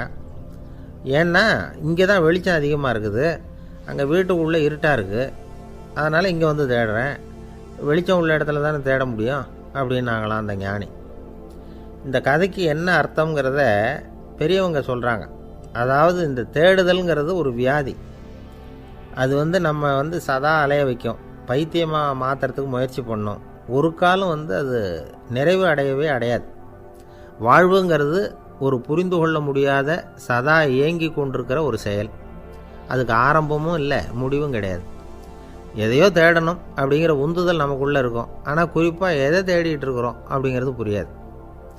அப்படி ஏதாவது ஒன்றை தேடி அடைஞ்சிடுறோம்னு வச்சுக்கோங்க, உடனே ஒரு அதிருப்தி வந்துடும். அதனால் வாழ்க்கைங்கிறது சலிப்பு நிறைந்தது அப்படிங்கிற எண்ணத்தை உண்டாக்கிக்கிறோம். ஒன்று அடைஞ்சதுக்கு அப்புறம் இன்னொன்று தேட ஆரம்பிச்சிருவோம். ஆக இந்த தேடல்ங்கிறது நாம் ஒன்று அடைஞ்சாலும் அடையாவிட்டாலும் தொடர்ந்து நடந்துக்கிட்டு தான் இருக்கும். இதுக்கு முடிவே கிடையாது. இந்த உண்மையை நாம் நல்லா புரிஞ்சுக்கணும் அப்படிங்கிறது பெரியவங்களுடைய கருத்து. ஏழையும் தேடுறான், பணக்காரனும் தேடுறான், நோயாளியும் தேடுறான், நோய் இல்லாதவனும் தேடுறான், அதிகாரம் உள்ளவனும் தேடுறான், அதிகாரம் இல்லாதவனும் தேடுறான், முட்டாளும் தேடுறான், அறிவாளியும் தேடுறான். ஆனால் யாரும் இதை தான் தேடி சாதிக்க போகிறோம், இதுதான் முடிவு அப்படின்னு திட்டவட்டமாக சொன்னதில்லை. ஒன்று அடைஞ்சதும் இன்னொன்று தேட ஆரம்பிச்சிடுறாங்க, அவ்வளோதான். அதாவது உங்களின் தேடுபவர் உங்கள் உள்ளேதான் இருக்கிறார், அவரை தேடி கண்டுபிடியுங்கள். இதுதான் ஞானிகள் நமக்கு சொல்லுகிற ஒரு ஆலோசனை. நம்மால் ஒருத்தன் ஜெயிலில் இருந்தான். இன்னொரு கைதி அவனை பார்த்து கேட்டான், ஏன்பா உன்னை பார்க்குறதுக்கு வெளியிலேருந்து யாருமே இங்கே வர்றது இல்லையே, உனக்கு சொந்தக்காரங்களே கிடையாதா அப்படின்னு கேட்டானா. ஏன் இல்லை, எனக்கு சொந்தக்காரங்க நிறைய பேர் உண்டு, அவங்க என்னை பார்க்க வராததுக்கு காரணம் வேற அப்படின்ட்டுருக்கான் இவன். என்ன காரணம்னு கேட்டான் அவன். அதுக்கு இவன் சொன்னானா, அதுக்கு என்ன காரணம்னா அவங்க எல்லாரும் இங்கே உள்ளேயே இருக்கிறாங்க அப்படின்னானா. ஒரு சீன தேசத்து அரசர் இருந்தார். அவருக்கு வயசாயிட்டுது. அவருக்கு அடுத்தபடியாக அவருடைய புள்ள பட்டத்துக்கு வரணும், ஆட்சி பொறுப்பை ஏற்றுக்கணும். ஒரு நல்ல தலைவனுக்கு இருக்க வேண்டிய பண்புகள்லாம் தன்னுடைய மகனுக்கு இருக்கணும்னு விரும்பினார் அந்த அரசர். அதனால் இளவரசனை பக்கத்தில் இருந்த ஒரு குரு கிட்ட அனுப்புனார். இளவரசன் அவர்கிட்ட போய் சேர்ந்தான். அந்த குரு என்ன பண்ணார் தெரியுமா, இவனை பார்த்து சொன்னார், இதை பாருப்பா, நீ என்ன பண்ணுற, இப்போவே பக்கத்தில் இருக்கிற காட்டுக்கு போ, நடு காட்டில் போய் ஒரு இடத்துல உட்காந்துக்கோ, அங்கே என்னென்ன சத்தம்லாம் உன் காதில் விழுதுன்னு கவனித்து கேளு, உன் காதில் விழுந்த ஓசைகள் என்னென்னங்கிறத என்கிட்ட சொல்லு, அதுதான் எனக்கு தெரியணும், உனக்கு வேலையும் அதுதான் அப்படின்னு சொல்லி அனுப்பி வச்சுட்டார். இளவரசன் காட்டுக்கு போனான். குரு சொன்னபடியே ஒரு இடத்துல உட்காந்து கவனித்து கேட்டான். அதுக்கப்புறம் குருக்கிட்ட திரும்பி வந்தான். என்னென்ன சத்தம்லாம் கேட்ட அப்படின்னு கேட்டார் குரு. குருவே, காட்டில் நான் பறவைகள் சத்தம்லாம் கேட்டேன், மிருகங்களின் ஓசையையும் கேட்டேன், இதை தவிர இடி மின்னல் மழை இதுகளோட சத்தத்தையும் கேட்டேன் அப்படின்னா. குரு யோசனை பண்ணார், நீ இன்னமும் சரியாக கேட்கல, அதனால் மறுபடியும் காட்டுக்கு போ, கொஞ்ச நாள் தங்கியிருந்து கேட்டுட்டு வா அப்படின்னார். இளவரசனுக்கு ஒன்றும் புரியல. இருந்தாலும் குருவின் கட்டளையாச்சே, மறுக்க முடியுமா? உடனே அவன் மறுபடியும் காட்டுக்கு போனான். ஒரு இடத்துல உட்காந்தான். கொஞ்ச நேரம் உன்னிப்பாக கவனித்து கேட்டான். சில நாள் கழித்து குருக்கிட்ட திரும்பி வந்தான். குருவே, இந்த தடவை சில துல்லியமான சத்தங்களை எல்லாம் கேட்டான். தேனீ பறக்கிற சத்தம், நீரோடையின் மெல்லிய ஓசை, இதெல்லாம் கேட்டேன்னா. குரு சிரித்தார். நீ மறுபடியும் காட்டுக்கு போ, இன்னும் சில நாள் அங்கே இரு, முழுமையாக கவனமாக கேட்டுக்கிட்டு வா அப்படின்னு சொல்லி அனுப்பி வச்சுட்டார். இளவரசனுக்கு குழப்பம் அதிகமாயிட்டுது. ஒன்றுமே புரியல. மறுபடியும் காட்டுக்கு போனான். மௌனமாக ஒரு இடத்துல உட்காந்துட்டான். அப்படியே தியானத்தில் ஆழ்ந்துட்டான். சில நாளில் அவனுக்கு இதுவரை கேட்காத ஓசைகள்லாம் கேட்க ஆரம்பிச்சிட்டு, இதைத்தான் நான் கேட்கணும்னு என்னுடைய குரு எதிர்பார்த்துருக்கிறாருங்கிறத புரிஞ்சுக்கிட்டான். உடனே குருக்கிட்ட ஓடனான். குருவே, இந்த தடவை காதுகளுக்கு கேட்க முடியாத சில ஓசைகளை கூட என்னால் உணர முடிஞ்சுது. பூ மலருகிற ஓசை, சூரியனால் பூமி சூடாகிறப்போ எழுகிற ஓசை, காலை பனித்துளியை இந்த புல்லுலாம் குடிக்கிற ஓசை, இது எல்லாம் என்னால் நல்லா கேட்க முடிஞ்சுது அப்படின்னா. குருவுக்கு இப்போ தான் திருப்தி ஏற்பட்டு தான் இளவரசனை பார்த்து சொன்னார், இதை பாருப்பா, இப்போ தான் நாட்டை ஆளுகிற தகுதி உனக்கு வந்திருக்குது அப்படின்னு சொல்லி அதுக்கு விளக்கமும் கொடுத்தாராம். எந்த அரசன் தன்னுடைய மக்களின் எதையும் பேசுகிற மௌன மொழியை மௌன வார்த்தைகளை கேட்குறானோ அவன்தான் ஆள தகுதி உள்ளவன். எந்த அரசன் தன்னுடைய மக்களின் உணர்ச்சிகளை உண்மையாக உணர்றானோ அவன்தான் முதன்மையான அரசன். போலி வார்த்தைகளை மட்டும் கேட்டுட்டு பல மௌன ராகங்களை காதில் வாங்கிக்காதவன் அரசனே இல்லை. எந்த நாட்டில் எப்போ ஒரு அரசன் தன்னுடைய மக்களின் உணர்ச்சிகளை கேட்க மறுக்கிறானோ அன்னையிலேருந்தே அந்த நாடு அழிய தொடங்குது அப்படின்னு அர்த்தம். இதுதான் அந்த குரு இளவரசனுக்கு போதிச்சது. வாயால் பேசுகிறத மட்டும் கேட்டு ஏமாறக்கூடாது, உணர்ச்சிகளையும் கேட்கறதுல தான் மனப்பக்குவம் உண்டாகும். மக்கள் உணர்ச்சிகளை புரிந்து கொள்ளாத அரசர்கள் நீடிச்சிருக்க முடியாது. அது மாதிரி நாடுகளில் அடிக்கடி குழப்பம் தான் உண்டாகும். அப்படி இருந்தால் அடிக்கடி ஆட்சி மாறிக்கிட்டு இருக்கும். அப்படிப்பட்ட ஒரு தேசம், அங்கே ஒரு சிறைச்சாலையில் 3 கைதிகள் பேசிக்கிட்டு இருந்தாங்க. ஒருத்தன் சொன்னான், நான் இந்த நாட்டு ராஜாவை எதிர்த்து பேசிக்கிட்டு இருந்தேன், அதனால் என்னை பிடிச்சி கொண்டாந்து இங்கே போட்டுவிட்டாங்க அப்படின்னா ஒருத்தன். இன்னொருத்தன் சொன்னான், நான் இந்த நாட்டு ராஜாவை ஆதரித்து பேசிக்கிட்டு இருந்தேன், அதனால் என்னை பிடிச்சி கொண்டாந்து இங்கே தள்ளிவிட்டாங்க அப்படின்னா. அது சரி, நீ என்ன தப்பு பண்ண அப்படின்னு சொல்லி 3வது ஆளை பார்த்து இவங்க கேட்டாங்க. அதுக்கு அந்த ஆள் சொல்கிறான், நான் தான் இந்த நாட்டு ராஜா அப்படின்னானா. ஒரு ஆசாமி வேகமாக ஓடிக்கிட்டு இருந்தான். ஏன் இப்படி ஓடுறேன்னு கேட்டார் இன்னொருத்தர். அங்கே ஒரு ஆள் அடிபட்டு கிடக்கிறான், அதை பார்த்தேன், உடனே ஓடுறேன்னா. எங்கேன்னு கேட்டார். ஆஸ்பத்திரிக்குன்னா. ஒரு ஆள் அடிபட்டு கிடக்கிறத பார்த்தா உடனடியாக நாம் செய்ய வேண்டியது முதல் உதவி, அதுக்கப்புறம் தான் ஆஸ்பத்திரி. இன்றைக்கி விபத்துங்கிறது சர்வசாதாரணமாக நடந்துக்கிட்டு இருக்குது. வாகன விபத்து, வெடிகுண்டு விபத்து, தீ விபத்து, கட்டடம் சரியறது, பூகம்பம், இப்படி நிறைய நடக்குது. ஒரு விபத்தை பார்த்துட்டா நம்மளில் பல பேர் நமக்கு என்னத்துக்கு வம்புன்னு ஒதுங்கி போயிடுறதும் உண்டு. சில பேர் துணிஞ்சு கிட்ட போய் உதவி செய்கிறதும் உண்டு. அப்படி உதவி செய்ய நினைக்கிறவங்களுக்கு உபயோகப்படுற தகவல் இது. விபத்தில் காயமடைஞ்சவங்களை 3 பிரிவாக பிரிக்கலாமா. முதல் வகை கொஞ்சம் சீரியஸானது, உயிருக்கு உடனே ஆபத்து தரக்கூடியது. மூளை காயம், முகம், கழுத்து காயங்கள், இருதயம், நுரையீரல் காயங்கள், வயத்தில் உள்ளுறுப்பு காயங்கள், அதிகப்படியான இரத்தப்போக்கு, இதனால எல்லாம் பாதிக்கப்பட்டிருந்தால் அது முதல் வகை அப்படின்னு நாமளே மனசுக்குள்ளே முடிவு பண்ணிக்கணும். இவங்களுக்கெல்லாம் உடனடியாக முதல் உதவி கொடுக்கணும். தாமதப்படுத்தாமல் ஆஸ்பத்திரிக்கு கொண்டுகிட்டு போயிடணும். இப்படி கொஞ்சம் எச்சரிக்கையாக நடந்துக்கிட்டால் அவங்களில் பல பேரை காப்பாற்றி கொள்ளலாம். 2வது வகை எப்படின்னா, முதல் உதவி விரைவாக கிடைச்சா உயிர் பிழைக்கக்கூடிய மார்பு காயங்கள், கைகால் எலும்பு முறிவு, இடுப்பு முதுகெலும்பு காயம், சீரான இரத்த சேதம், இப்படிப்பட்டவங்களை 2வது வகையாக பிரிக்கணும். ஆபத்து இல்லாத சிராய்ப்புகள், சிறு காயங்கள், இரத்த உறைவுகள், இதனால் பாதிக்கப்படுறவங்க 3வது வகை. ஒருத்தர் தலையில் அடிபட்டு நினைவு விழுந்துட்டார்னு வச்சுங்க, அவருக்கு வாந்தி வர்றதுனால புறையேறி மூச்சு அடைப்பு உண்டாகும். இப்படி ஆகாமல் இருக்கிறதுக்காக தலையை ஒரு பக்கமாக சாய்ச்சி வைக்கலாம். நாடி துடிப்பையும் இதய துடிப்பையும் தொட்டு பார்க்கணும். அது குறைஞ்சிருந்தாலும் சரி, நின்று இருந்தாலும் சரி, அவர் மார்பை நிமிஷத்துக்கு 80 தடவை உள்ளங்கையால் அழுத்தி இதய துடிப்பை மீட்கிறதுக்கு உதவி பண்ணணும். கழுத்தில் காயம்பட்டாலும் ஆபத்து அதிகம். கழுத்துக்கு அடியில் ஒரு துண்டை மடித்து வைக்கலாம். 2 பக்கமும் சின்ன தலையணை அல்லது துணி மடிப்புகளை வச்சு கழுத்தை அதிகமாக அசையாமல் பார்த்துக்கலாம். முதுகெலும்பு முறிஞ்சிருக்குமோ அப்படிங்கிற சந்தேகம் இருந்ததுன்னா அவரை அதிகமாக அசைய விடக்கூடாது. அதிகமாக அசைஞ்சால் தண்டு இடத்துல பாதிப்பு ஏற்பட்டு கைகால் விளங்காமல் போயிடும். அவரை ஒரு கனமான போர்வை இல்லைன்னா பாயில் படுக்க வச்சு 4 பேர் மெதுவாக தூக்கி மருத்துவ உதவிக்கு அனுப்பி வைக்கலாம். கையெலும்பு முறிஞ்சிருந்தால் முறிஞ்ச பாகத்தை உடம்போடு சேர்த்து அசையாமல் கட்டி போடலாம். கால் எலும்பு முறிஞ்சிருந்தால் மற்ற காலோடு சேர்த்து கட்டி போடலாம். முறிஞ்ச பாகம் தொங்காமல் பார்த்துக்கணும், அப்போ தான் வீக்கம் உண்டாகாமல் இருக்கும். வெட்டு காயம், குண்டடிப்பட்ட காயம், இதிலெல்லாம் இரத்தப்போக்கு அதிகமாக இருக்கும். ரத்தம் வெளியேற ஆபத்து அதிகம். சுத்தமான துணியை பல மடிப்புகளை மடித்து காயத்தின் மேலே வச்சு அழுத்தமாக ஒரு 10 நிமிஷம் பிடிச்சிக்கணும். ரத்தம் நின்ன உடனே காயத்துக்கு கட்டு போடலாம். சில சமயம் காயம்பட்ட பாகத்தை உயரமாக தூக்கி பிடிச்சிக்கிட்டா தான் ரத்த கசிவு நிற்கும். இந்த விவரங்களையெல்லாம் கொஞ்சம் மனசில் வாங்கி வச்சுக்கிட்டோம்னா சமயத்தில் உதவும். ஏன்னா இந்த காலத்தில் விபத்து எந்த ரூபத்தில் எப்போ வரும்னு யூகிக்கவே முடியல. நண்பர் ஒருத்தர் சொன்னார், நேற்றுக்கு பாருங்கள் சார், என் கண்ணு முன்னாடியே ஒரு சின்ன விபத்து நடந்ததுன்னார். என்னன்னு விசாரித்தோம். ஒரு பஸ்ஸில் வந்துக்கிட்டு இருந்தேன். அந்த பஸ்ஸில் பின்பக்கம் படி ஓரமாக நின்றுக்கிட்டு இருந்த ஒருத்தர் ரோட்டில் விழுந்துட்டார். டிரைவர் அதை கவனிக்கலை, நிறுத்தாமல் அவர் பாட்டுக்கு போகிறாருன்னார். கண்டக்டர் உடனே விசில் கொடுத்து பஸ்ஸை நிறுத்த வேண்டியது தானே அப்படின்னோம். அதுதான் சார் முடியாமல் போச்சுன்னார் அவர். ஏன்னு கேட்டாங்க. தவறி கீழே விழுந்ததே அந்த கண்டக்டர் தான் சார் அப்படிங்கிறார். ஒரு நண்பர், அவர்கிட்ட பேசிக்கிட்டு இருந்தேன். மனித உறவுகள் பற்றி அவர் சொல்லிகிட்டு இருந்தார். அமெரிக்காவில் தந்தை மகன் உறவு எப்படி இருக்குது, அப்படிங்கிறத விளக்கிறதுக்கு அவர் ஒரு கதையை சொன்னார். ஒரு அப்பா பகல் பூராவும் அலுவலகத்தில் வேலை, ஓடி ஆடி உழைச்சிக்கிட்டு களைச்சி போய் ராத்திரி 10 மணிக்கு மேலே வீடு திரும்பினான். வீட்டு வாசலில் அவரோட மகன் காத்துக்கிட்டு இருக்கிறான். இன்னமும் தூங்கலை. அப்பாவை வாசல்லையே தடுத்து நிறுத்தி, அப்பா உனக்கு சம்பளம் எவ்வளவு அப்படின்னு கேட்குறான். ஏற்கனவே ஆஃபீஸு பிரச்சனைகளால் அலுத்து போய் திரும்புகிற அப்பாவுக்கு கோவம் வந்துடுது. என்னடா இப்படிலாம் கேளுன்னு உங்கள் அம்மா உனக்கு சொல்லி கொடுத்தாளா அப்படின்னு சொல்லிவிட்டு உள்ளே போய் சட்டையை கட்டி மாட்டிவிட்டு குளிச்சுவிட்டு மறுபடியும் வெளியில் வந்து உடையை மாற்றுகிற சமயம் அப்போ மறுபடியும் மகன் உள்ளே வந்து நிற்கிறான் அவர் முன்னாடியே. அப்பா உனக்கு எவ்வளவு சம்பளங்கிறான் மறுபடியும். அப்பாவுக்கு எரிச்சல் அதிகமாகிட்டுது. மணிக்கு $20 போதுமா அப்படின்னார். அப்படின்னா எனக்கு ஒரு $10 தர முடியுமான்னா மகன்.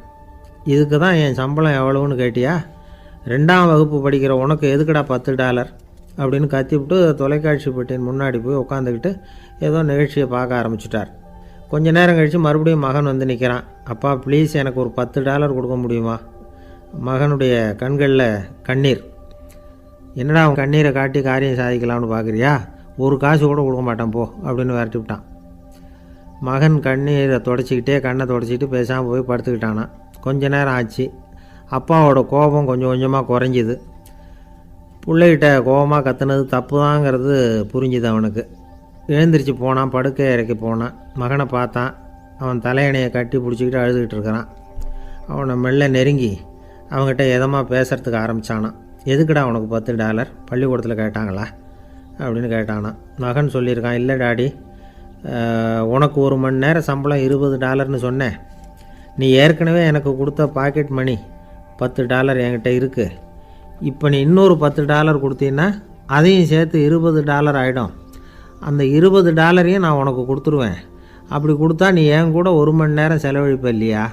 அதுக்காக தான் $10 கேட்டேன் அப்படின்னு சொன்னானான்.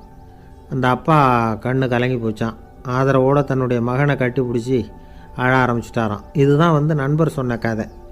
அமெரிக்கா மட்டும் இல்லை, உலகம் பூராவும் இன்றைக்கி மனித உறவுகள் இப்படி தான் மாறிட்டு இருக்கு. பெரியவர்கள் அறிவுரை என்ன தெரியுமா? உங்கள் குழந்தைகளிடமிருந்து குழந்தை பருவத்தை பிரித்து விடாதீர்கள் அப்படிங்கிறது தான். அதாவது இன்றைய குழந்தைகள் தங்கள் பிருந்தாவனத்தை இழந்து விடுகிறார்கள் அப்படிங்கிறது அவங்களுடைய கருத்து.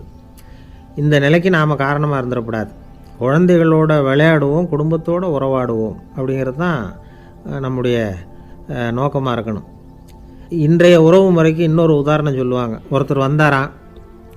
அவர் பக்கத்தில் ஒரு சின்ன பையன்.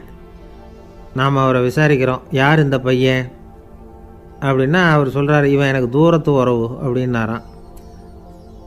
இந்த தூரத்து உறவுன்னா எப்படின்னு இருக்கான். இதுக்கு அவன் சொல்லியிருக்கிறான், இவன் எங்கள் அப்பாவுக்கு 8வது புள்ள அப்படின்னானான். ஒரு ஊரில் ஒரு பெரிய ஞானி இருந்தார். அவர் படுக்கையில் இருந்தார். இன்னும் கொஞ்சம் நேரம்தான் அவர் இந்த உலகத்தில் இருக்க போகிறார். அவரை சுற்றி ஏகப்பட்ட கூட்டம். ஏற்கனவே அவருடைய உபதேசங்களை கேட்டவங்க பல பேர் அவரை சுற்றி நிற்கிறாங்க. அந்த ஞானி மெதுவாக கண்ணை திறந்து பார்க்குறார். எல்லாரும் அவருடைய கடைசி வார்த்தையை கேட்கறதுக்காக அவளோட காத்துக்கிட்டு இருக்கிறாங்க. அந்த ஞானி மெதுவாக பேச ஆரம்பித்தார்.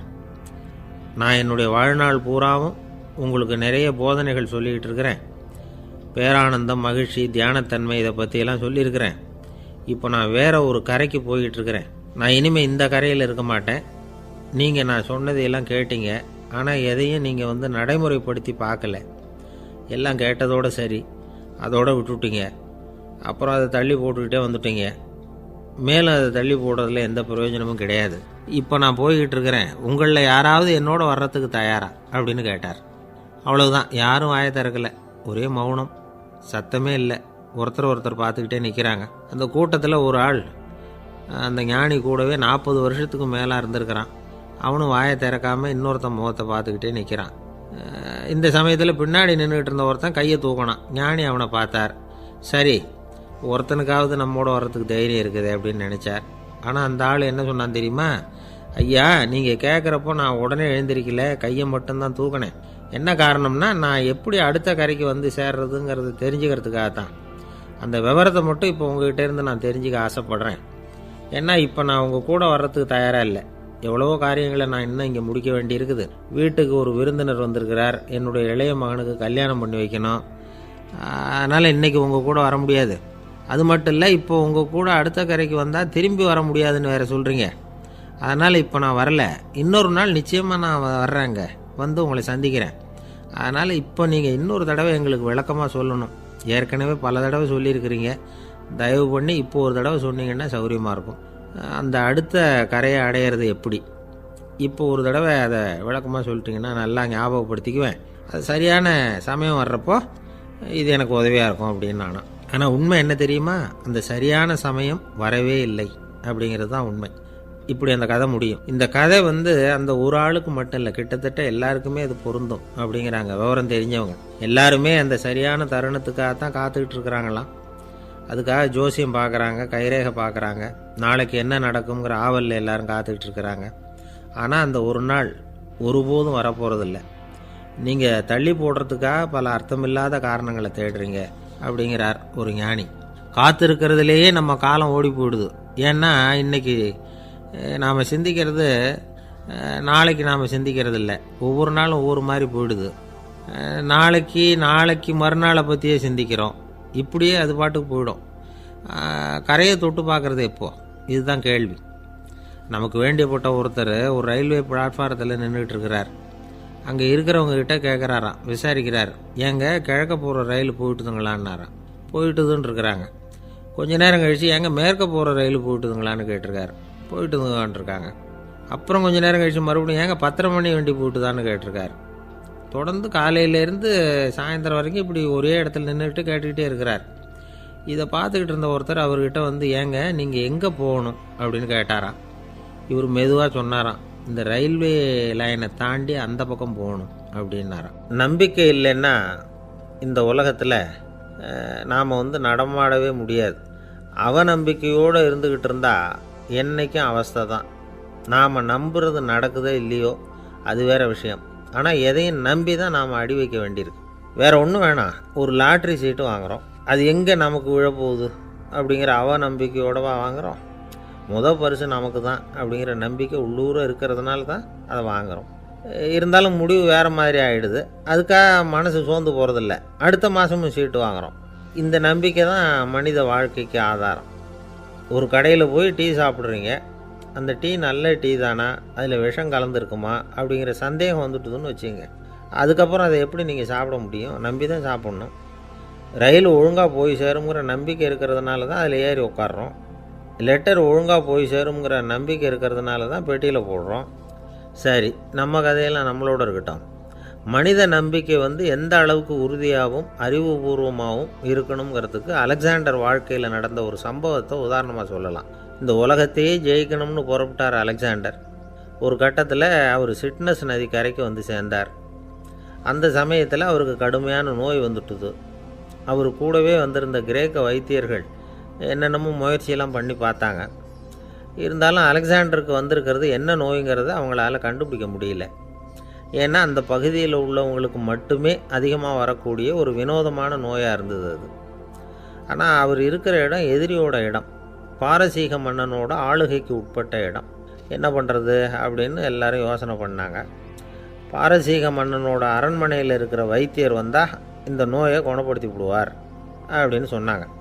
இருந்தாலும் எதிரியோட நாட்டில் இருக்கிற வைத்தியரை கூப்பிட்டு எப்படி நம்பி வைத்தியம் பார்க்க சொல்கிறது அப்படின்னு சொல்லி எல்லோரும் தயங்கினாங்க. ஆனால் அலெக்சாண்டர் தயங்கலை.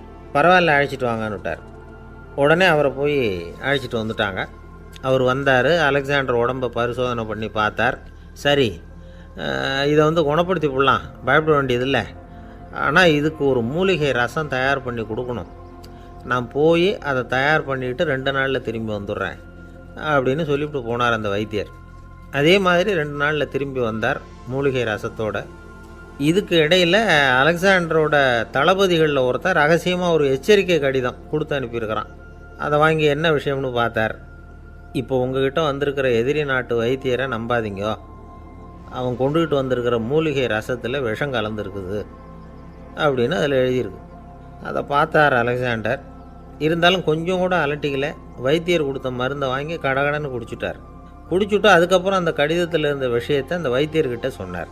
வைத்தியர் திகைச்சு போயிட்டார். தன் மேலே அலெக்சாண்டர் வச்சிருக்கிற நம்பிக்கையை பார்த்து அவருக்கு ரொம்ப வியப்பு.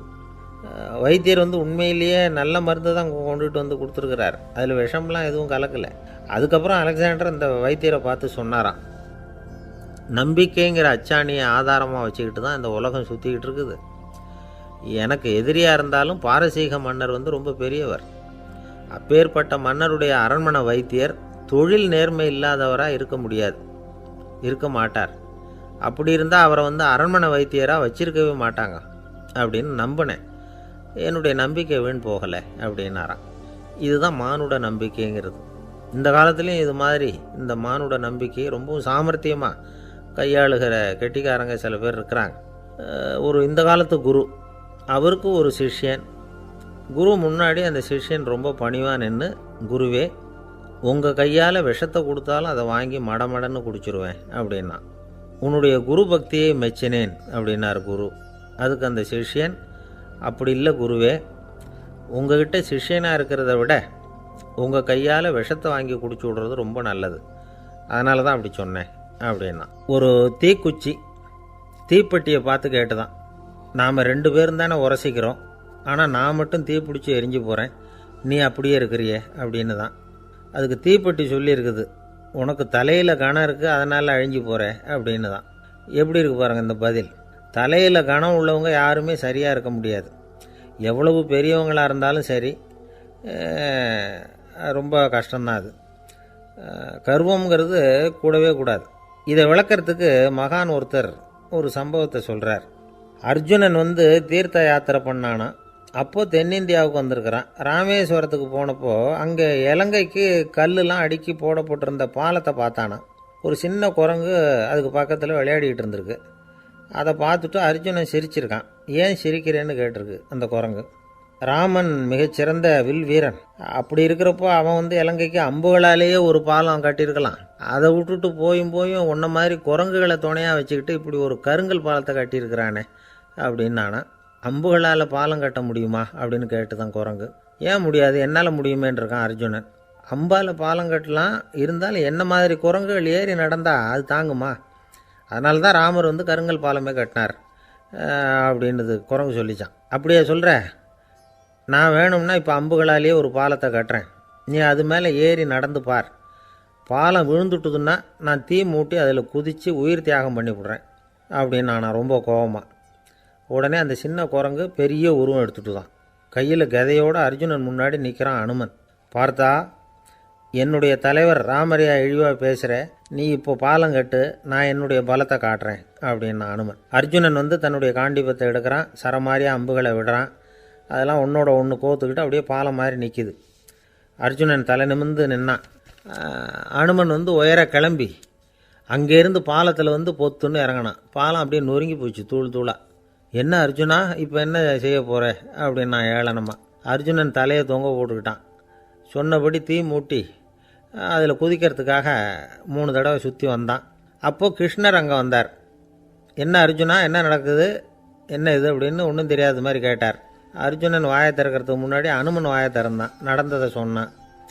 அர்ஜுனன் சவால் விட்டபடி உயிர் திறந்தே ஆகணும்னா அனுமன். கிருஷ்ணர் யோசனை பண்ணார்.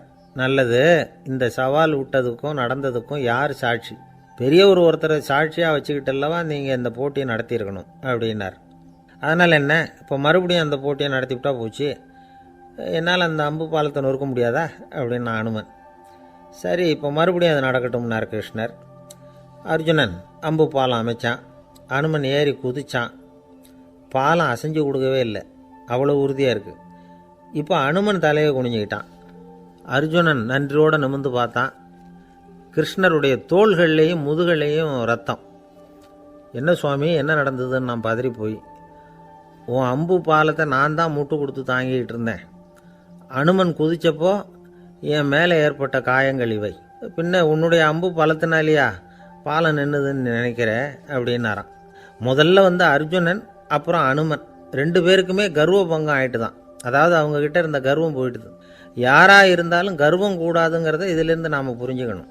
இந்த காலத்தில் நாமெல்லாம் எந்த விஷயத்துக்கெல்லாம் கர்வப்பட்டுருக்கோம் தெரியுமா? 2 பெண்கள் தங்களுடைய கணவன்மார்களை பற்றி ரொம்ப பெருமையாக பேசிக்கிட்டாங்களாம். அதில் ஒரு அம்மா சொல்லியிருக்கு, என் வீட்டுக்காரர்கிட்ட எந்த சப்ஜெக்ட் கொடுத்தாலும் சரி அந்த விஷயத்தை பற்றி அழகாக 1 மணி நேரம் பேசுவார் அப்படின்னாங்களாம். உடனே இன்னொரு அம்மா, அது என்ன பிரமாதம், என் வீட்டுக்காரருக்கு சப்ஜெக்டே தேவையில்லை, விஷயமே இல்லாமல் நாள் பூரா பேசிக்கிட்டு இருப்பார் அப்படின்னாங்களாம். ஒரு காடு, நல்ல மரம்லாம் செழிச்சு இருந்தது. அப்படிப்பட்ட காட்டில் ஒரு சாது இருந்தார். அவர் எப்படின்னா எப்பவும் ஒரு மரத்தடியில் உட்காந்துருப்பார். ஏன்னா அவருடைய இருப்பிடமே அதுதான். அவர் என்ன பண்ணுவார், 3 கல் வச்சுருந்தார். செங்கல் மாதிரி இருக்கும், ஆனால் அதை விட கொஞ்சம் பெருசாக இருக்கும். எதுக்கு அந்த 3 கல்லுன்னா அதுதான் அவருடைய படுக்கை. அதாவது தூங்குறப்ப ஒரு கல்லை தலைக்கு கீழே வச்சுக்குவார், இன்னொரு கல்லை இடுப்புக்கு கீழே வச்சுக்குவார், இன்னொரு கல்லை காலுக்கு கீழே வச்சுக்குவார். உடம்பை வந்து அப்படியே ஒரு தகட்டால் மூடிக்குவார், அப்படியே தூங்கி போடுவார். மழை பெய்யுதுன்னு வச்சுங்க, அவர் உடம்பு வந்து 3 கல் மேலே இருக்குதா, அதனால் தண்ணி வந்து அடியில் ஓடி போடும், உடம்பு நனையாது. மேலே தகடு இருக்கிறதுனால மழையும் உடம்புல படாது. அவர் தூக்கமும் கிடாது, நிம்மதியாக தூங்குவார். பகலில் அந்த 3 கல்லையும் ஒரு சேர ஒரு அடுப்பு மாதிரி வச்சு அது மேலே உட்காந்துக்குவார். அதனால் பாம்பு பூச்சி எதுவும் அவரை வந்து தொந்தரவு பண்ணுறதில்ல, அது பாட்டுக்கு நகர்ந்து போயிடும். அவர் பாட்டுக்கு நிம்மதியாக இருப்பார். யாராவது எதையாவது கொண்டுகிட்டு வந்து கொடுத்தா அதை வாங்கி சாப்பிடுவார், அவ்வளவுதான். ஒரு நாள் அந்த நாட்டு அரசன் காட்டுக்கு வேட்டையாட வந்தான். அந்த வழியாக வந்தப்போ இந்த சாது படுத்துருக்கிறத பார்த்தான், பரிதாபப்பட்டான். ஐயோ பாவம், இவர் இப்படி இந்த கல் மேலே உடம்பை வச்சுக்கிட்டு தூங்குறாரு, என்ன பாடுபடுவார், இவரை நாம் வந்து அரண்மனைக்கு அழைச்சிட்டு போய் சுகமாக நிம்மதியாக இருக்கிறதுக்கு வழி செஞ்சு கொடுப்போம், அது ரொம்ப நல்லாயிருக்கும் அப்படின்னு நினச்சான். அப்படி நினச்சிக்கிட்டே அரண்மனைக்கு வந்துட்டான். அதுக்கப்புறம் ஒரு பல்லக்கையும் 2 சேவகர்களையும் காட்டுக்கு அனுப்பி அந்த சாதுவை மெதுவாக இங்கே அழைச்சிட்டு வந்துடுங்க அப்படின்னு சொல்லி அனுப்பி வச்சான். இவங்க போய் அவர்கிட்ட விவரத்தை சொன்னாங்க. எனக்கு என்னத்துக்கு அரண்மனை வாசம் அப்படின்னார். இருந்தாலும் மன்னர் உத்தரவு, நீங்கள் அவசியம் வரணும் அப்படின்னாங்க இவங்க. சரின்னு சொல்லிவிட்டு வேறு வழி இல்லாமல் புறப்பட்டார். புறப்படும் பொழுது என்ன பண்ணார்னா, மறக்காமல் அந்த 3 கல் ஒரு தகடு அதையும் எடுத்து பல்லக்கில் வச்சுக்கிட்டார். என்னத்துக்கு இதையெல்லாம் எடுத்து வைக்கிறாரு அப்படின்னு சொல்லி அவங்க யோசனை பண்ணாங்க. இருந்தாலும் அதை பற்றி ஒன்றும் கேட்கல. பேசாமல் அவரை அழைச்சிட்டு போய் அரண்மனையில் விட்டுட்டாங்க. அரசன் ஓடி வந்தான், வரவேற்றான், அறுசுவை உணவு படைத்தான். அவர் படுக்கிறதுக்கு தங்க கட்டில், பட்டு மெத்தை, இப்படி எல்லாம் ஏற்பாடு பண்ணி வச்சான். இங்கே படுத்து ஓய்வு எடுத்துங்க அப்படின்னு சொல்லிவிட்டு அவன் பாட்டு போயிட்டான். மறுநாள் காலையில் வந்து பார்க்குறான், சாது படுத்துருக்கிறார். எப்படி தெரியுமா, அந்த பட்டு மெத்தை மேலே 3 கல்லையும் வச்சு வழக்கம் போலவே அது மேலே படுத்துருக்கிறார், அதுக்கு மேலே தகடு. அரசன் பார்த்துட்டு அதிர்ச்சி ஆகிட்டான். என்ன சுவாமி இப்படி அப்படின்னா, சாது சொன்னார், எனக்கு வந்து தேவையும் இல்லை குறையும் இல்லை, எல்லா இடத்துலையும் எனக்கு ஒரே மகிழ்ச்சி தான் அப்படின்னார். மகிழ்ச்சிங்கிறது தங்க கட்டிலேயோ பட்டு மெத்தையிலேயோ இல்லை, அது வந்து மனசில் இருக்கிற ஒரு விஷயம். உண்மையான மகிழ்ச்சிக்கு வழி வந்து மனப்பக்குவம் அப்படிங்கிறது அந்த அரசனுக்கு புரிஞ்சுதான். இந்த காலத்தில் ஒரு சாமியார், அவரை தேடி ஒரு சீடன் வந்தான். என்னாச்சு தெரியுமா, சுவாமி எனக்கு நிம்மதி வேணும், அதுக்கு என்ன வழின்னு கேட்டான். சாமியார் நிமிர்ந்து பார்த்தார். அப்புறம் சொன்னார், நீ ஏகப்பட்ட பேர்கிட்ட கடன் வாங்கியிருக்கிற, அதையெல்லாம் திருப்பி கொடுத்தா தான் உனக்கு நிம்மதி கிடைக்கும்னார். இவனுக்கு ஆச்சரியம். அது எப்படி சாமி, அவ்வளவு கரெக்டாக நான் கடன் வாங்கினதை கண்டுபிடிச்சிங்க அப்படின்னா, உனக்கு கடன் கொடுத்து சாமியாராக போனதே நான் தான்ப்பா, அதனால தான் இந்த கதிக்கு வந்தேன், என்கிட்டே வந்து நிம்மதிக்கு வழி கேட்குறிய, அதுதான்டா வேதனை அப்படின்னாராம் அவர். ஒரு குரு, இளம் சீடர்கள் எதிரில் உட்காந்துருக்கிறாங்க. குரு பாடம் நடத்திக்கிட்டு இருக்கிறார். சீடர்களுக்கு ஒரு ஆசை, அதாவது ஒரு முக்கியமான மந்திரத்தை நம்ம குருநாதர்கிட்ட இருந்து கற்றுக்கணும் அப்படிங்கிறது அவங்க ஆசை. அது என்ன மந்திரம்னா, இறந்தவரை உயிர்ப்பிக்கக்கூடிய புனித மந்திரம், அதாவது செத்தவங்களுக்கு மீண்டும் உயிர் உண்டாக்குகிற மந்திரம். குருவே தயவு பண்ணி அந்த மந்திரத்தை எங்களுக்கு உபதேசிக்கணும் அப்படின்னு கேட்டாங்க. அது ரொம்ப ஆபத்தானது, அது என்னத்துக்கு உங்களுக்கு வேண்டாமேன்னாராம் குரு. எங்களுடைய நம்பிக்கை வந்து உறுதிப்படுறதுக்காகத்தான் கேட்குறோம், வேற ஒன்றும் இல்லை அப்படின்னு நாங்களாம் சீடர்கள். பக்குவப்படாத அறிவுங்கிறது ரொம்ப ஆபத்தானது அப்படின்னாராம் குரு. இது சீடர்களுக்கு புரியல. அது எப்படிங்க பக்குவப்படாத அறிவு ஆபத்தானதுன்னு சொல்கிறீங்க, அப்படின்னா என்ன அப்படின்னு கேட்டிருக்காங்க சீடர்கள். குரு அதுக்கு விளக்கம் கொடுத்தாராம்.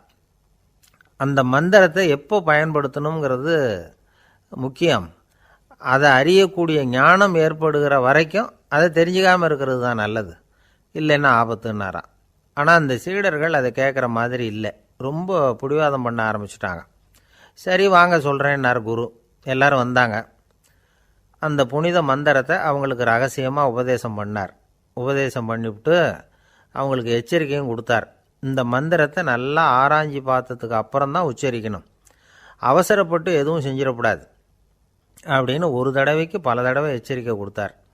சரின்னு சொல்லிவிட்டு அவங்கெல்லாம் மந்திரத்தை கற்றுக்கிட்டு எழுந்திரிச்சு போயிட்டாங்க. ஒரு நாள் அந்த சீடர்கள் எல்லாம் மணற்பாங்கான இடத்துல அப்படியே நடந்து போயிட்டு இருக்கிறாங்க. ஒரு பாலைவன பகுதி மாதிரி ஒரு இடம். அங்கே ஒரு இடத்துல எலும்புகள் குவியலாக கிடந்தது. உடனே இந்த சீடர்கள் முன்ன பின்ன யோசிக்காமல், தியானமும் பண்ணாமல், அந்த மந்திரத்தோட பயனை சோதித்து பார்க்கணும் அப்படின்னு நினச்சிக்கிட்டு அந்த மந்திரத்தை உச்சரிக்க ஆரம்பிச்சிட்டாங்க. அவ்வளோதான். உடனே என்னாச்சு தெரியுமா? அந்த எலும்புகள் எல்லாம் ஓநாய்களாக மாறி அவங்கள துரத்த ஆரம்பிச்சிட்டுது. சீடர்கள் எல்லாம் தலைதெறிக்க ஓட ஆரம்பிச்சிட்டாங்க. ஓநாய்களும்